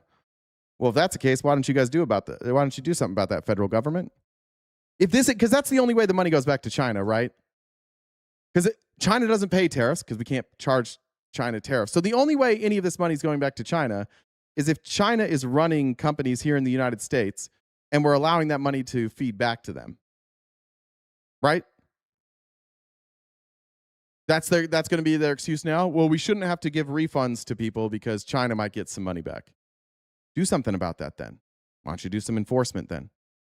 Why don't you, you guys are real serious about making sure Haitians don't send money back to their country. We're real careful about making sure Cubans don't send money back to their country. Do something about it. You're the federal government. You control the DOJ. Do something about that. But instead, they're like, oh, it could go back to China, you know. That's their best argument. We fucked up so bad that we have to give all of this money back, which they all said was going to other countries were paying anyways. Now they've just abandoned that. They're just admitting that other countries weren't paying the tariffs, and now there's like this workaround, like, well, China might get some back. Where's my Trump fans? Can we talk about this for a second? Can we talk about Donald Trump telling you that it was foreign countries paying tariffs? Raise your hand if you believed Donald Trump and now you're willing to admit that he was lying to you about who pays tariffs. Please let me see a hand. Most of you didn't trust Trump. I need somebody in the chat, please. I'm begging you to realize now or recently that they were lying about that. MS King, thank you. Thank you for saying that. Did RTP say fuck the Supreme Court when they turned abortion back to the states? What? Did I say fuck? Yeah, I did. I said that. Yeah, I didn't like that decision. Yeah, I disagreed with that decision. But that's a conservative Supreme Court. I thought it was ironic that he's saying the conservatives are the ones that turned it back. We all told you they were going to turn it back. We all told you they were going to overturn Roe. No, none of us were surprised by that. We knew what they were doing. You guys were the ones that said it wasn't going to happen, and then it did. And you're like, haha, gotcha. We knew. So is that going to affect the U.S. economy? I don't know. No. He's trying to again, this is just an escape to blame China again and not them. They will not take the blame on this. All right. Back to Kevin Hassett here. You tell me. Is this the same one? Hold on. Oh no, that's the same one. Sorry. It's the one we already had. Is that the last one that I had here? Yeah, that was the last one. Let's see, 50 minutes. Okay, Jennifer said, grateful we still have you on the tube. Thank you. I'm glad to be here. We'll be back on TikTok shortly. I just had to apply on my backup account, I had to apply for access. And I do also think I'll get my TikTok account back. Usually they do this. They go radio silent for like 2 weeks and then they restore your account. So I think we'll probably have that back at some point, but we'll get banned again. Okay, this just fucked me up a little bit. I was just scrolling, and I honestly haven't even read this entire thing. I want to read it with you guys. This is Palantir's Twitter. This is what Palantir put up. Now, they're quoting this book here, if I scroll down, called The Technological Republic. I don't know who wrote this. Let's see. Been given a lot of awards. Barnes & Noble's Best Business Books, NPR Staff Top Pick, Sunday Times bestseller. It's Alex Karp. Oh, Jesus Christ. Of course, it's Alex Karp. I want you to see what Palantir has decided was important to tweet, the takeaways from this book. Because this is terrifying. Number one, some of it's not terrifying, in all fairness. Number one, Silicon Valley owes a moral debt to the country that made its rise possible. I agree with that. The engineering elite of Silicon Valley has an affirmative obligation to participate in the defense of the nation. What are we, defense of what? Who are we, we're defending ourselves from who currently? We must rebel against the tyranny of the apps? Is the iPhone our greatest creative, if not crowning achievement as a civilization? The object has changed our lives, but it also may now be limiting and constraining our sense of the possible. Brought to you by the company who is watching your every move. Remember, this is Palantir. They are reading, these same people are like, we're reading all your texts. We're watching you move. We know everything about you. Is the iPhone really, is that a good thing? Free email is not enough. The decadence of a culture or civilization, and indeed its ruling class, which isn't supposed to exist in America, will be forgiven only if that culture is capable of delivering economic growth and security for the public. The limits of soft power, of soaring rhetoric alone have been exposed. The ability of soft power, that's you. This is so ironic. The ability of free and democratic societies to prevail requires something more than moral appeal. It requires hard power, and hard power in this century will be built on software. Jesus Christ. Jesus Christ. This is the surveillance state. This is the deep state unmasking. It requires hard power. What's hard power? Watching your every move. How are we going to do it? Software. Software like what? Oh, Palantir? Isn't that crazy to watch them like demonize the iPhone and then say we're going to take hard power now? The question is not whether AI weapons will be built, it is who will build them and for what purpose. Our adversaries will not pause to indulge in theatrical debates about the merits of developing technologies which, with critical military and national security applications, they will proceed. Well, who's building out our AI weapons? Sure as shit isn't us. It's private companies. Palantir, what's the Anduril, who's owned by the same people that own Palantir. Donald Trump Jr. and Eric Trump Jr. sitting on the boards now of multiple drone companies who are going to use AI to build weapons. We just had OpenAI was it OpenAI? No, Claude, in a fight with the government because they said we will not allow our technology to be used to have AI weaponry and decisions powered by AI. We need humans to decide who dies and who doesn't die. And they're in here saying this is going to require hard power. We're going to take over, which is what they said they were going to do always. They always said they were going to take over. We've been talking about this since I don't know when we did the tech oligarchy. It has to have been a year and a half now when we broke this whole thing down. And at the time, admittedly, even covering it, it seemed far-fetched. But they, at the very least, they feel like this is their moment. They feel like they're stepping out of the shadows. They're taking control of this country. They're doing the tech oligarchy. And they're simply telling you that you can't do it alone. You need us. National service should be a universal duty. Oh. Hello, North Korea. Hello, China. We should, as a society, seriously consider moving away from an all-volunteer force and only fight the next war if everyone shares in the risk and the cost.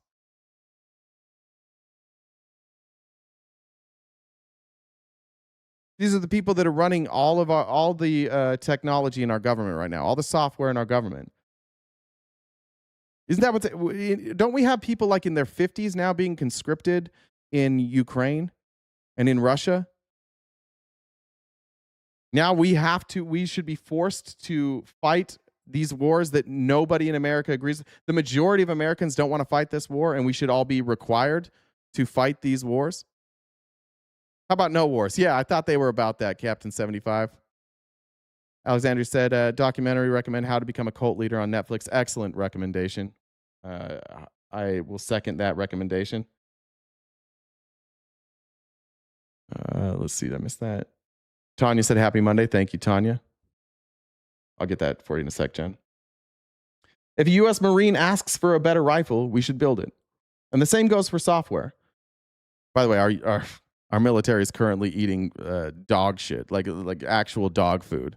We can't even get them proper food on their ships right now. We should, as a country, be capable of continuing a debate about the appropriateness of military action abroad while remaining unflinching in our commitment to those we have asked to step into harm's way. What if we just stopped stepping into harm's way? Public servants need to be our priests, or need not be our priests, excuse me. Any business that compensated its employees in the way that the federal government compensates public servants would struggle to survive. So are they saying it should be all voluntary? We should pay our public servants nothing? Or are they saying, since nobody's going to take shit pay, maybe we scroll up here and we talk about hard power, and it's like, maybe that's why it requires hard power. Maybe we need to just have the oligarchs be in charge. This is what they said they were going to do. I don't know if they're going to pull this off or not. I hope we can wake the fuck up. But this is literally what these people said they were going to do. This is Alex Karp.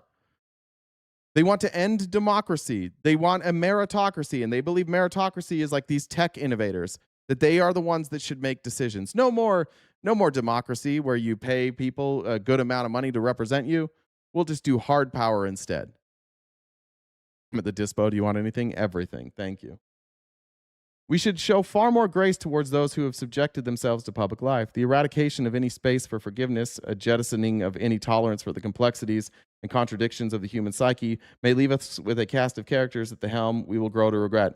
Yeah, that sounds an awful lot like they're like, hey, when we put Elon in charge, you guys are going to need to be forgiving.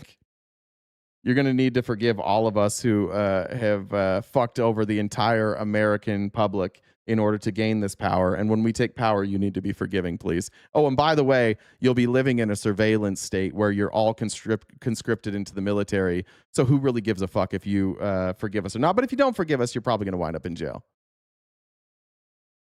This is, and again, psychobabble if they're not legitimately running all of the software in our government. This is psychobabble, except for these people are running our government right now. Our society has grown too eager to hasten and is often gleeful at the demise of its enemies. The vanquishing of an opponent is a moment to pause, not rejoice. It's the whole point of Palantir, right? To obliterate the enemies. The atomic age is ending, one age of deterrence. The atomic age is ending, and a new era of deterrence built upon AI set to begin. This is weird, too. Like, I still haven't figured out how AI is going to run the world or why we're so willing to hand it over. They're putting you in a video. They want to put us in a video game. Do we understand this? Like, human autonomy, the human experience, they want that done. They're fucking done with this. Why? Because the human experience doesn't work very well for them. Because they're fucking weird, and they're fucking crazy, and they're fucking psychopaths. And so they'd like to end this. And they'd like to have everything controlled. You remember the video that we showed of Alex Karp before, like talking about how they will catch crime before it happens. That's how much of a dystopian world this will be. That they've been so rejected by society that they've gained now all of this power, and they're convincing us that AI is the way to go. It's literally how cyberpunk started. Yeah. I've used this example multiple times, but the video game Watch Dogs, I think it's like the third one, the one in London, that's basically what this is. Have you ever played that game? It's fucking wild. It's kind of realistic to what they're saying. Like, and what is the army called in Watch Dogs? Something like that. I think is that Legion? What are they called? Does anybody know? Anybody play that game? Albion. Yeah. Just and they got big signs everywhere. It looks exactly like the military parade that we saw with like the Palantir and the Anduril. Look just like that. No other country in the history of the world has advanced progressive values more than this one. The United States is far from perfect, but it's easy to forget how much more opportunity exists in this country for those who are not hereditary elites than in any other nation on the planet. I tend to agree with that, except for we're trending in the wrong direction. The billionaires now, like, people are born billionaires. American power has made possible an extraordinarily long peace. Too many have forgotten or perhaps take for granted that nearly a century of some version of peace has prevailed in the world without a great power military conflict. At least 3 generations, billions of people and their children and now grandchildren have never known a world war. Great. And we would have less war if we focused a hell of a lot more on diplomacy. And frankly, if we stopped calling like anytime we helped other countries, if we stopped calling it an elite globalization plot to take over the world. Can I just say, like, if we were more globalist, if our governments were more intertwined, if world courts had real power, if the United States and Russia and China couldn't just tell everybody to go fuck themselves whenever they want, like, the United States has invaded another country. Russia has invaded another country. Yeah, it's not everybody else. The UK is not out there going into other countries. It's not France. Fuck, it's not Iran. It's not Australia. Maybe we don't actually have, like, peace. We just don't fight wars on the ground anymore. Yeah, we are the bad guys. Keir Starmer's too busy bootlicking. I don't know that much about Keir Starmer. Post-war neutering of Germany and Japan must be undone. Excuse me. The defanging of Germany was an overcorrection for which Europe is now paying a heavy price. A similar and highly theatrical commitment to Japanese pacifism will, if maintained, also threaten to shift the balance of power in Asia. I don't even know what the fuck that means. Anybody know what that means? Is that just like Nazi apologetics? I have no fucking clue what this means. Could somebody with a more understanding of history transcribe that for me?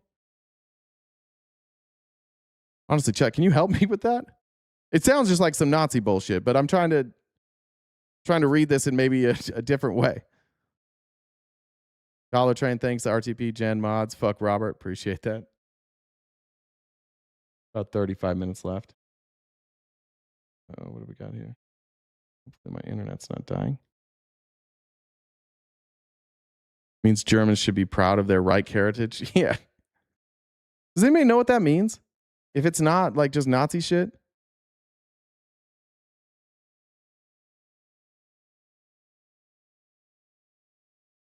Most of Western Europe is in utopia mode, can't fight nor defend. UK has no real GDP, just power. Germany's a shell.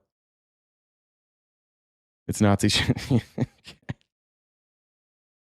All right. I didn't want it to be Nazi shit, but it sure seems like Nazi shit. Subsection of Project 2025. All right. We should applaud those who attempt to build where the market has failed to act. The culture almost snickers at Musk's interest in grand narrative, as if we're just naming him now, as if billionaires ought to simply stay in their lane of enriching themselves. That's what you're doing. Any curiosity or genuine interest in the value of what he has created is essentially dismissed or perhaps lurks from behind a thinly veiled scorn. Are they going to roll out Elon as like the king of the world? He's not very good at what he does. If we're just being honest, he's not that great. Solar City was a disaster. He was acquired by PayPal, and that was largely seen now, like in retrospect, that was a poor purchase. He was lying about the extent of the capabilities of, I think it was called X payments. He has one patent at Tesla, and it's like for the shape of the charging port. Tesla's now been surpassed by BYD. The only reason that Tesla even still has a big market share is because they're protected in the United States. Thanks, Joe Biden. Appreciate that. Thanks, Donald Trump. We're so bad. He's so bad at making electric vehicles that we can't allow Chinese electric vehicles in here, or it will effectively end Tesla, whose stock price is what? What is their stock price? Significantly overvalued. You may know what they're at right now. 391. Oh, they took a dip today. They're down from 404 to 391 just today. Damn. Sorry about that. They had a big jump last week and then headed back down. Okay. It's not worth anywhere near that. So we need to applaud people like Elon Musk. We need to comply. We need to all be conscripted into the military. Silicon Valley must play a role in addressing violent crime. Many politicians across the United States have essentially shrugged when it comes to violent crime, abandoning any serious efforts to address the problem or take on any risk with their constituencies or donors in coming up with solutions and experiments in what could be a desperate bid to save lives. We are at historic motherfucking lows in violent crime. This is just them scaring conservatives into handing over the government. Historic fucking lows. Waiting for BYU to come for real, though. I think it's coming to Canada, right? Or are we in Canada? That's Elon's goal, to survive long enough to colonize Mars and then be world king on Mars, maybe. Yeah. The ruthless exposure of private lives of public figures drives far too much talent away from government service. This is just gross. Hey, we're all too fucking gross to be public servants. So we shouldn't talk about the exposure of private lives. This has Peter Thiel written all over it. Peter Thiel, who got exposed by Gawker as being gay, which I don't support that by Gawker. Fuck Gawker for doing that. Fuck Peter Thiel forever and ever and ever. But I don't think that you should be exposing people's secrets like that. And especially when it comes to their sexuality, if they don't want to come out. Now, I don't know how vocal he was. Maybe if he was vocal, there's some argument there. But then he funded Gawker's lawsuit against Hulk Hogan. And this is what they all think. Like, they're all creepy little fucks, and they don't want you to know about their public life. So now the public arena and the shallow and petty assaults against those who dare to do something other than enrich themselves as they accelerate their power has become so unforgiving that the Republic is left with a significant roster of ineffectual, empty vessels whose ambition one would forgive if there were any genuine belief structure lurking within. That's what history tells us, is that the greatest people are deeply, deeply flawed sociopaths. And we shouldn't put just regular people in office that don't have a background full of skeletons. My Lady Hernandez said the computer has made mediocre men too powerful.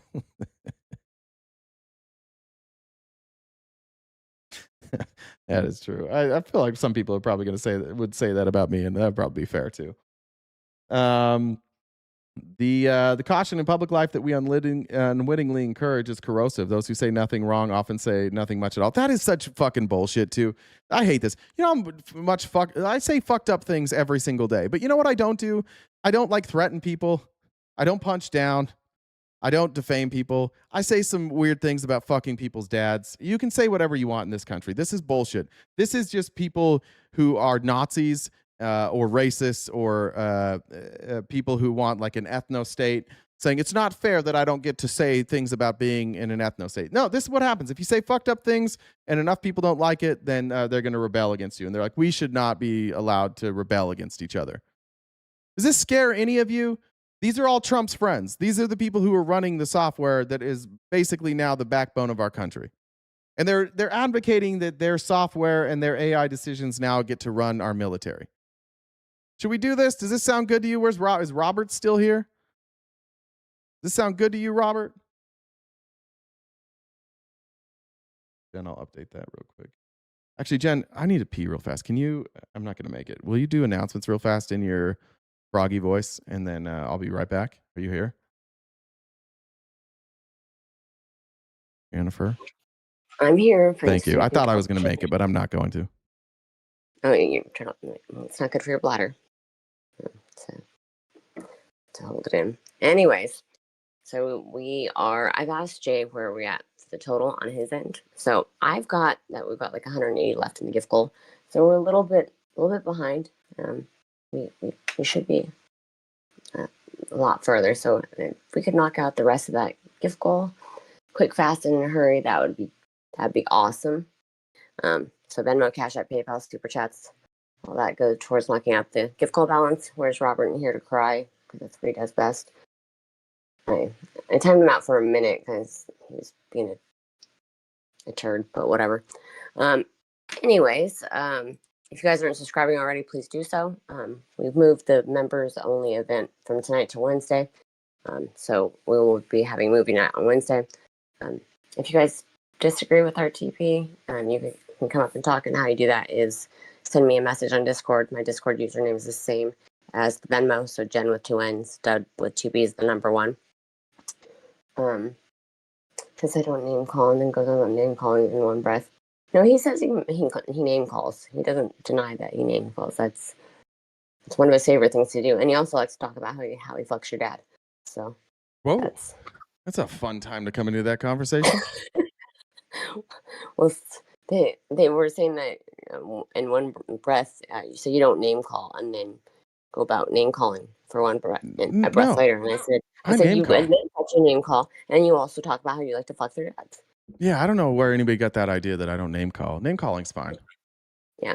So I with the total I had, because someone hasn't given me the total that I've asked for like probably 20 times. I have 180 left in the gift goal. So but I don't know because Jay, like I said, hasn't given me his number. So 180 is left to what I see on the gift goal. Okay. So there was a longer joke. It might not be the right time for it, but it's a longer joke. I'll have to figure out. Hit us with it. You can't tease us like that. All right. So an 85-year-old man had to take a sperm count for his physical exam. Okay. The doctor gave him a jar and said, take this home and bring back a sample tomorrow. The next day, the man returned to the office and handed him the jar, which was clean and empty. Same as when he got it. The doctor asked him what happened. The man explained, well, doc, it's like this. First, I tried with my right hand, but nothing. Then my left, still nothing. Then I asked my wife for help. She tried with her right and her left, nothing. She tried with her mouth, first with the teeth in, then with teeth out, still nothing. Jesus. We even called up Arlene, the lady next door. And she tried. First with both hands, then an armpit. Then even she tried squeezing between her thighs. Still nothing. The doctor was shocked. You asked your neighbor? The old man replied, yep, none of us can get this jar open.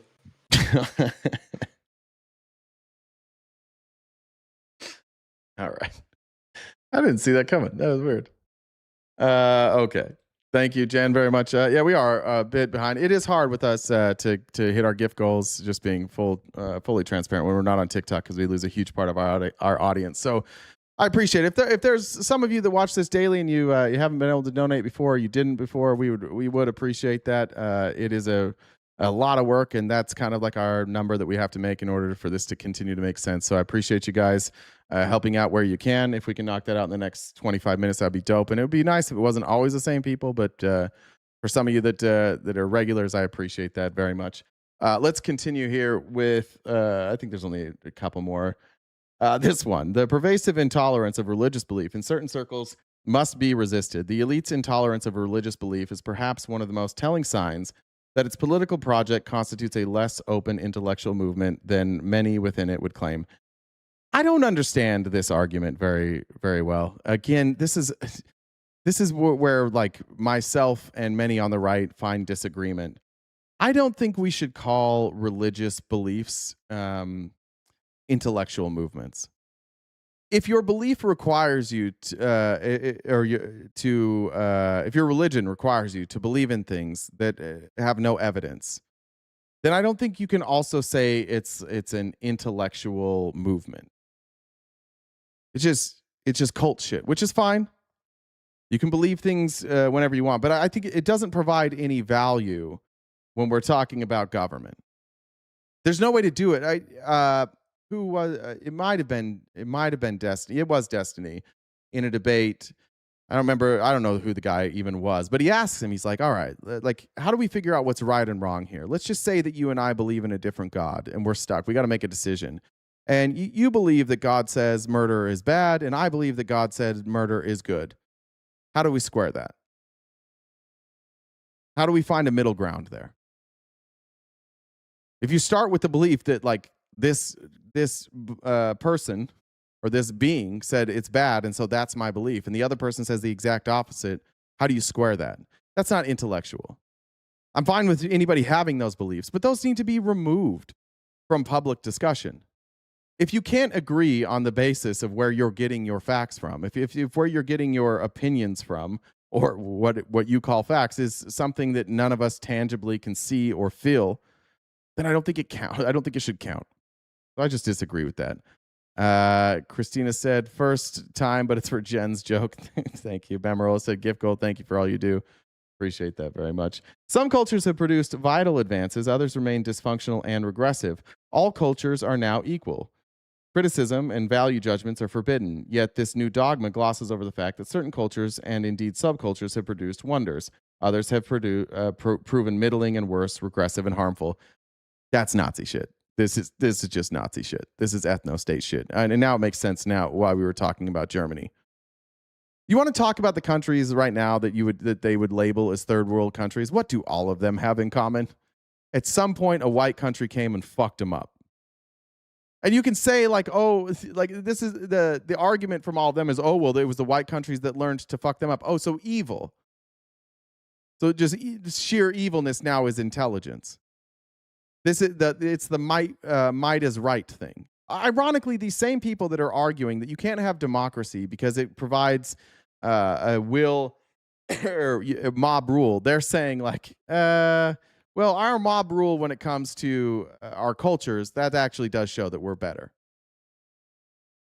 Authoritarian communism? No. Yeah, it's sort of, yeah. What they're looking for is like a Robin Hood scenario. And not where Robin Hood rises up and takes them over, but a real scenario where there is the rich and the very fucking poor. And you serve the rich in their military because without them you wouldn't have a country. And you worship those rich people, and you don't get to criticize them for their personal lives because everybody's imperfect, and the best people have imperfect personal lives. And then last, we must resist the shallow temptation of a vacant and hollow pluralism. We in America and more broadly in the West have for the past half century resisted defining national cultures in the name of inclusivity, but inclusion into what? The shallow temptation of a vacant and hollow pluralism. We have to reject this idea that all people are created equal. Okay? It's not part of what our founding fathers believed in. And not everybody's equal. Not all cultures are equal. Not all people have the same amount of value. We have to reject that. It's shallow. And not acknowledging that it's shallow and not addressing it for its merits is what's wrong with this country. Got to go protest, see you later. Go, yeah, hell yeah. So quit criticizing hypocrites. All right. Portia said, to help you with your daily goal, I love listening daily. Thank you, Portia. The W Portia in the chat sent $100. That was very nice. Caffeine said, why waste time say lot word when small tip do trick? Thank you. Thank you. Wasn't me said, yep, I'm still here. Hey, we could watch Unfit. Have I watched Unfit? I'm going to add that to the list. Jackie says, hi, bestie. Thank you, Jackie. Hi to you as well. All right, we got 20 minutes. Let's go.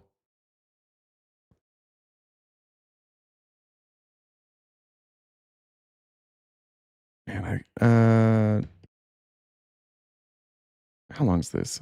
1 second. This might be where we end it. Yeah, let's end it here. OpenAI I do want to talk about this. Now, this is the kind of like the anti-PayPal mafia guys. This is OpenAI. If you remember with OpenAI, they were supposed to be a nonprofit. Elon was on the board, and his split with Sam Altman on OpenAI was that this was not supposed to be for-profit AI, which seems principled by Elon Musk until he went and created a for-profit AI as well. So it seems less principled now. I think maybe he just didn't like that he was in control. But the New Yorker put out an article about CEO Sam Altman, and perhaps this has something to do with why these tech oligarchs are saying we shouldn't look into the personal lives of these tech oligarchs. But when you get this level of money and this level of fuck you money, and you're fucking people over right and left, and you are lying right and left, you start doing some crazy shit. If you've read the book, what American Kingpin, which is the story of Ross Ulbricht building out the Silk Road. Ross Ulbricht started as like just this libertarian guy who thought you should be able to buy weed on the internet. So he started a website where you could buy weed, and then he's like, oh, you should be able to sell mushrooms too. I think he even grew the mushrooms at one point. And by the end of it, he was selling like everything. There was like human trafficking, there was murder for hire, there were weapons, there were illicit drugs. And in order to keep his identity protected, he agreed to a murder for hire scheme, which was a complete setup by the government. But nevertheless, suddenly Ross Ulbricht went from everybody should be able to smoke weed and take mushrooms to I have to murder people to keep my secrets. And it's amazing how that type of power corrupts people. And power just generally does corrupt people, including Sam Altman. And the New Yorker put out an article, but rather than read that, I liked this segment from MS Now, which I hate, but like they're doing some real journalism over at MS Now. I don't know if it was removing themselves from NBC, but we're starting to see some real like honest to God journalism out of them. And kudos to them. I know it makes all of our MAGA viewers turn it off, but this is some good stuff. Now become one of the most powerful AI companies. Oh, sorry, real quick. Jamie said education. Soli said, what's the difference between being hungry and being horny? Where you put the cucumber. Carolyn said, you're in my ear every day at work. Appreciate all the work. Hello from Philly. Hello from Arizona. Good to see you. Sean said, Antifa dues. Thank you very much, Sean. On the planet, and will very likely have an enormous impact on almost every part of the economy, the labor market, as well as education and national security, essentially every element of our lives. It has been extraordinary. Brianna said, Antifa dues, have we scheduled the purge yet? No, not quite there. It's getting close. Aggressive in going after government contracts. We have seen it for months. And this year, the company signed a deal, you remember, allowing the Pentagon broad use of its technology. But as OpenAI's power expands, so do some very serious questions about its leadership. My next guest is the author of a new profile of the company's CEO, Sam Altman. It appears in the latest issue of The New Yorker. I'm going to tell you it is a must read. Why? Well, I'm going to just start with the co-author, investigative reporter Ronan Farrow. He joins me now. Ronan, this is a must read. I'm so grateful that you put the work in, that you did this piece. The subtitle, is Sam Altman may control our future. Can he be trusted? You didn't just interview Altman. You Marlene, I hope I said that right. Marlene said, first time, thanks for the confidence when discussing politics. I kick ass every time now. That's beautiful. I love that. interviewed colleagues, ex-colleagues, board members. You even interviewed someone close to him who said, I'm not sure Sam Altman is the person you want to have his finger on the button. It was more than 100 people Swish this for the who grift, have Daddy. direct, close knowledge. Who had a better glow up than Ronan Farrow? Every time this is the most terrifying man in all of media. If you ever find out Ronan Farrow is writing an article about you, pack it in. It's over for you. Of how Sam Altman does business. And you get from that an array of views on this question of his trustworthiness. The piece, it's important to note, is not a kind of monolithic hit piece. It really forensically looks at the allegations that got him fired a couple of years ago, the charges that he is serially deceptive and manipulative that underlaid that, and the reasons why a lot of the details there. It does look like he could be Dean's brother. That's crazy. This is like Dean in 10 years.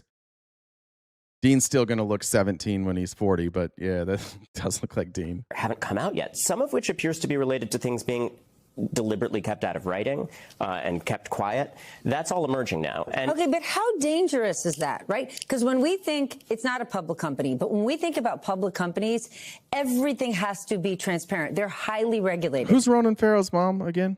Right? This company that is, as I just said, going to impact almost every element of our lives is now in an industry that sits with almost no regulation, thanks to the president. That's the big point. So we can talk about Sam Altman, who is a particularly extreme example in the eyes of a lot of critics, a lot of his direct colleagues and people in his personal life. And, for instance, the board members and executives who got together and fired him because they felt he was lying so much.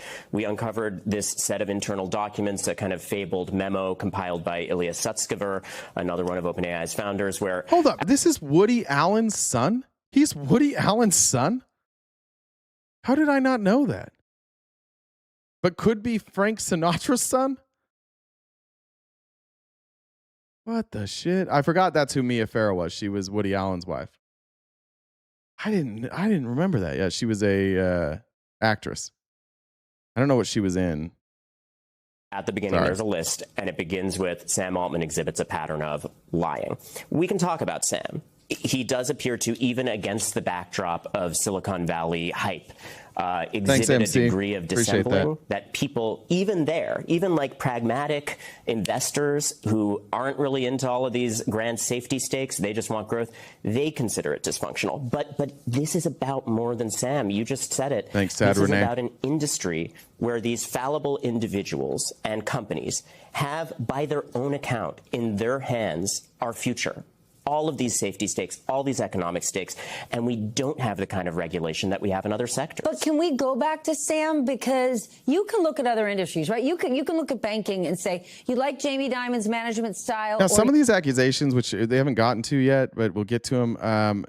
There's a civil lawsuit from his sister that alleged that she was sexually abused by him for like 10 years. There's another one about like a murder. The New Yorker mostly goes over like his professional trustworthiness, saying that he's manipulated, he's unconstrained by truth. One board member describing him as having a sociopathic lack of concern for any consequences that may come up. Basically, everybody who works with him is like, this is a real life psychopath. You don't. But you've got scores of people questioning the CEO's truthfulness. Well done. Who is that? Who's Bogos Blinted? First of all, Ronan, if you want to sell your OpenAI shares, I'll find you a buyer. That is a deep track. Well done there. This is something we do not see among the biggest, most important corporate CEOs in corporate America. Well, I think what's remarkable is that we're living in a moment, Steph, where there is actually a contingent that says this is a feature, not a bug, that founders have to kind of hype by telling different groups of people conflicting things. Isn't that what we just heard from Alex Karp? Stop caring about their personal life. They're psychos. Just let them be psychos because they're great. Thanks, Sherry, for donating to the gift goal. in many aspects of our culture and business culture specifically, and Silicon Valley culture more specifically, Silicon Valley more specifically, there's an expectation of hype.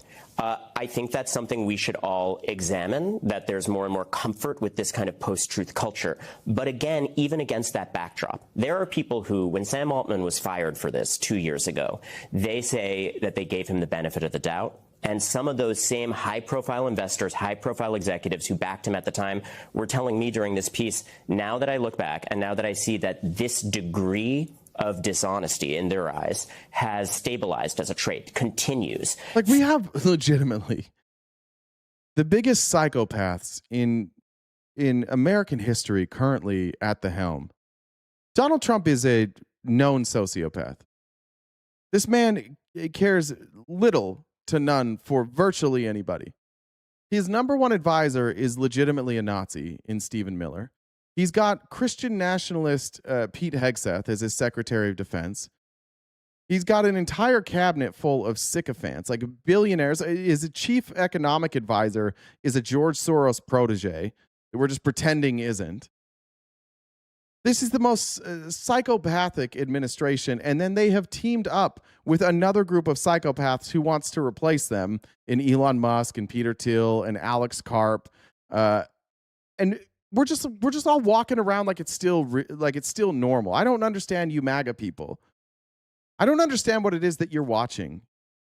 You think you have stuff in common? Like, if you have things in common with Stephen Miller, see a fucking therapist. Jesus Christ. If you can't see Stephen Miller for exactly who Stephen Miller is, see a therapist. Honestly, I mean that not in a rude way. I'm not even trying to be disrespectful.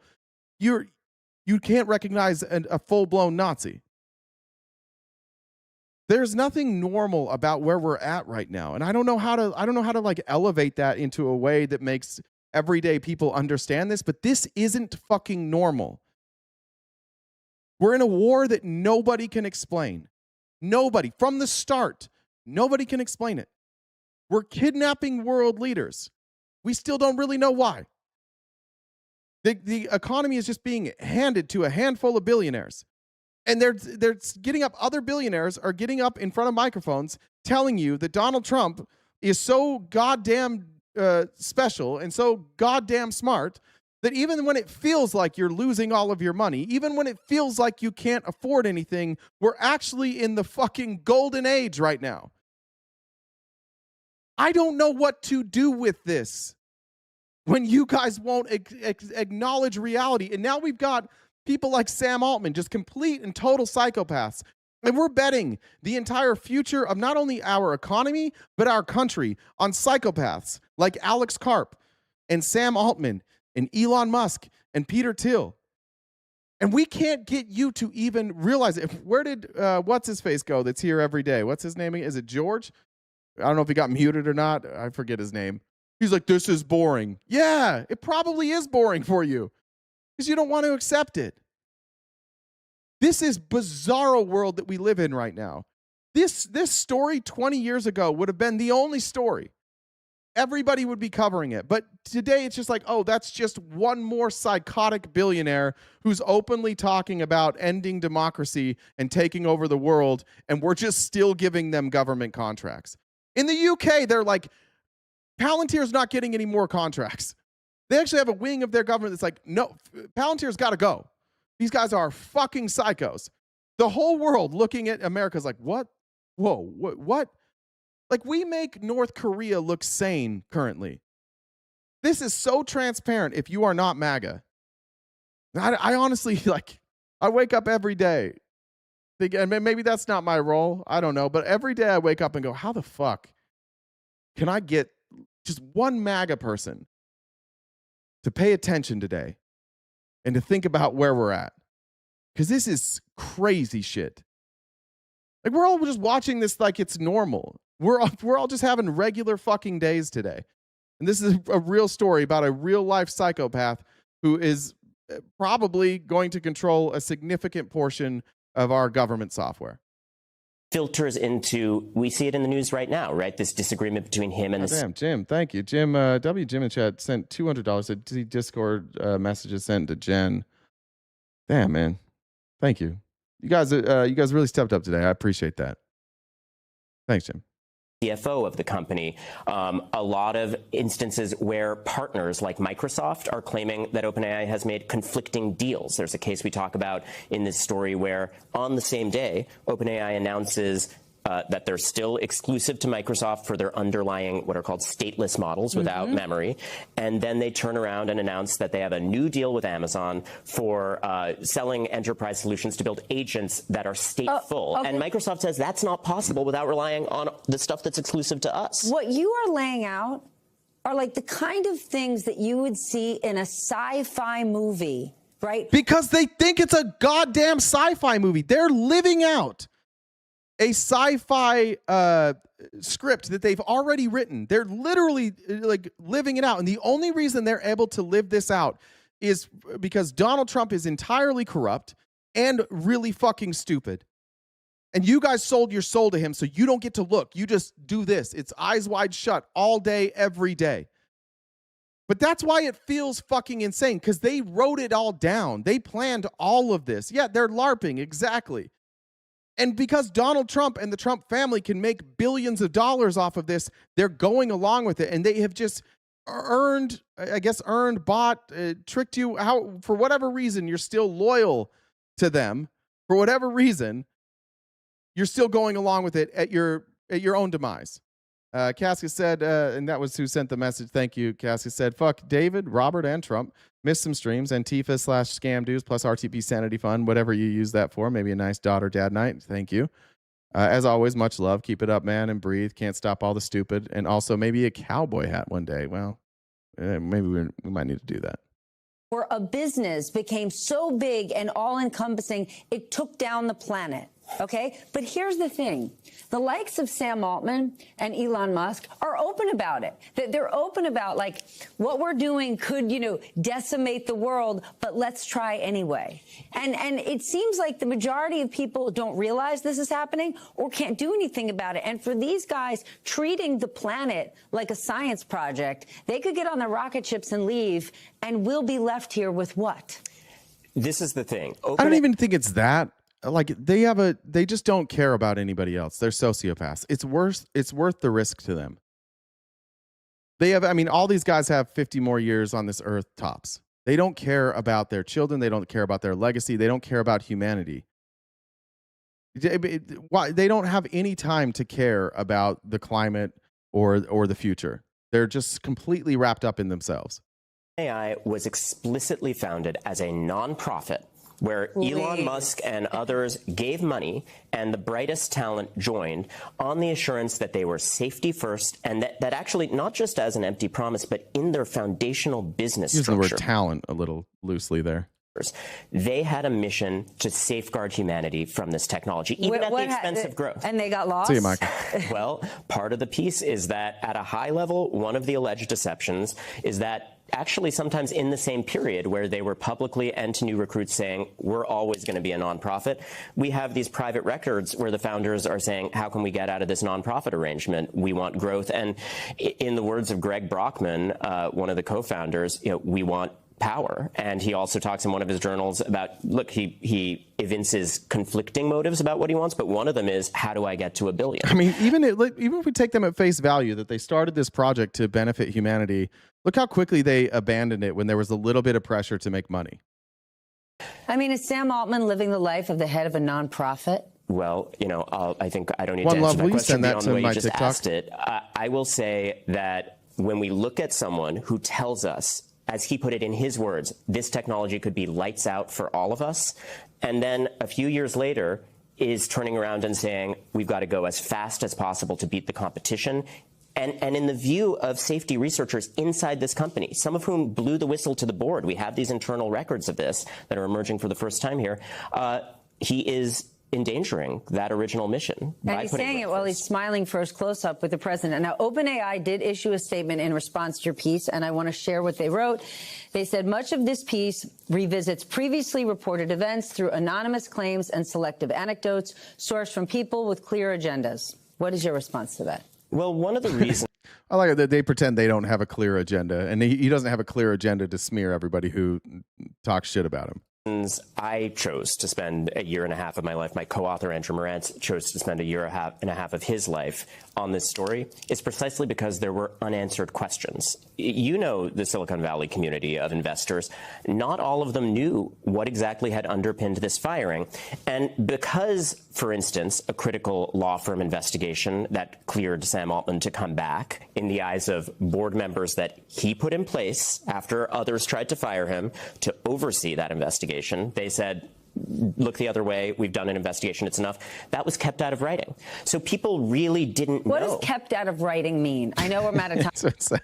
We're not even get the cool cyberpunk dystopia with cybernetic limbs and maglev cars or whatever. It's just going to be Pol Pot with drones. It's just going to fucking suck, and there's going to be drones everywhere. I'm watching you masturbate. Cool. It's just going to be a bunch of creeps watching everybody masturbate. Sucks. Jane said, I guess the 100 show was, in fact, a documentary. They're like giving me the full showtime with the Apollo hook, but I think this is important. It is important. So law firm investigations after corporate scandals are designed to confer legitimacy. And it is true, I'm putting on my lawyer hat here, that's part of my background, that with private companies, sometimes they're kept out of writing. But credible legal analysts tend to say that is a red flag, particularly when it comes to high-profile scandals like this, where meaningful stakeholders, not just in the public, but inside that company, expected some kind of a meaningful, at least summary of findings.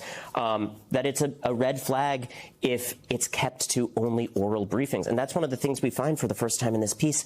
They just briefed the new loyal board members that Sam helped to pick and called it a day. And Sam Altman tells us in this reporting, oh, well, I think a bunch of new board members who joined after got that briefing. They didn't. And in fact, ultimately, we got one of those new board members who oversaw it, and really there were questions about whether he was too loyal to Sam, saying there didn't need to be anything in writing.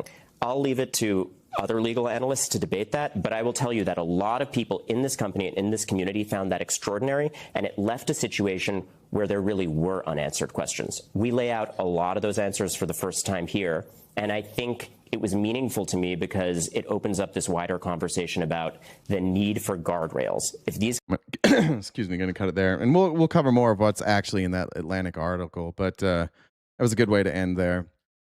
These fucking nerds, I don't know where we're at there. I don't think I'm equipped to predict the future. But these fucking nerds, man, they just want to live out this fantasy, and I know for sure that they don't give a fuck about any of us. And maybe there's some way or some path forward where this all works out and we're all better off for it. But do we really want to put our future in their hands? Y'all need to back off Trump. He the best president ever to be. He ain't scared of none of y'all leftists. Yeah, I know he's not. I don't know. How did you guys get here though? How did you guys go from fuck big tech because they stole the election in 2020 to we all must bow down to big tech? Let's let big tech watch our every move. Let's let big tech make all of our military decisions. Let's just have AI run the government. Suddenly we trust the oligarchs. We trust Silicon Valley. Watch a streamer that walks all over LA, and the Waymos are on the roads more and more. They did a 15-mile walk and then took a Waymo to go home and recorded riding the Waymo. I saw Waymo this morning. They make me nervous. When I said that, my mom and I were talking about that at the airport. The only cool thing about Waymos is they respect you when you ask for a quiet ride. My Lyft drivers don't tend to follow that instruction if I want a quiet ride. Swampy McGee said a county in our Michigan just gave their police the ability to monitor highway traffic with drones. Fucking great. Yeah, why not? Why not? Yeah, Kenny. All right. We'll be back tomorrow morning and every weekday morning, 9:30 a.m. to 1 Pacific Standard Time right here on YouTube and Twitch, and hopefully soon back on TikTok. I appreciate you guys. You were very generous today. Tomorrow we'll be back talking about the tech oligarchs. We'll probably get to some Iran stuff. I feel like there's a lot of people who offer really, really good coverage on Iran, so admittedly, I just feel like I'm not necessarily the person to cover that, but I do have some good stuff from today's show that we might go over tomorrow. Reminder to all of our paid subscribers, we're just moving movie night from tonight until Wednesday night. And I'll announce the movie tomorrow. Debates with Ash are canceled for the foreseeable future. She's taking some time away from social media, so she won't be there, and I'm not going to host it because you know that I'm not going to host it. So until I see you tomorrow morning, bright and early at 9:30, take care of yourselves. Happy 420, everybody.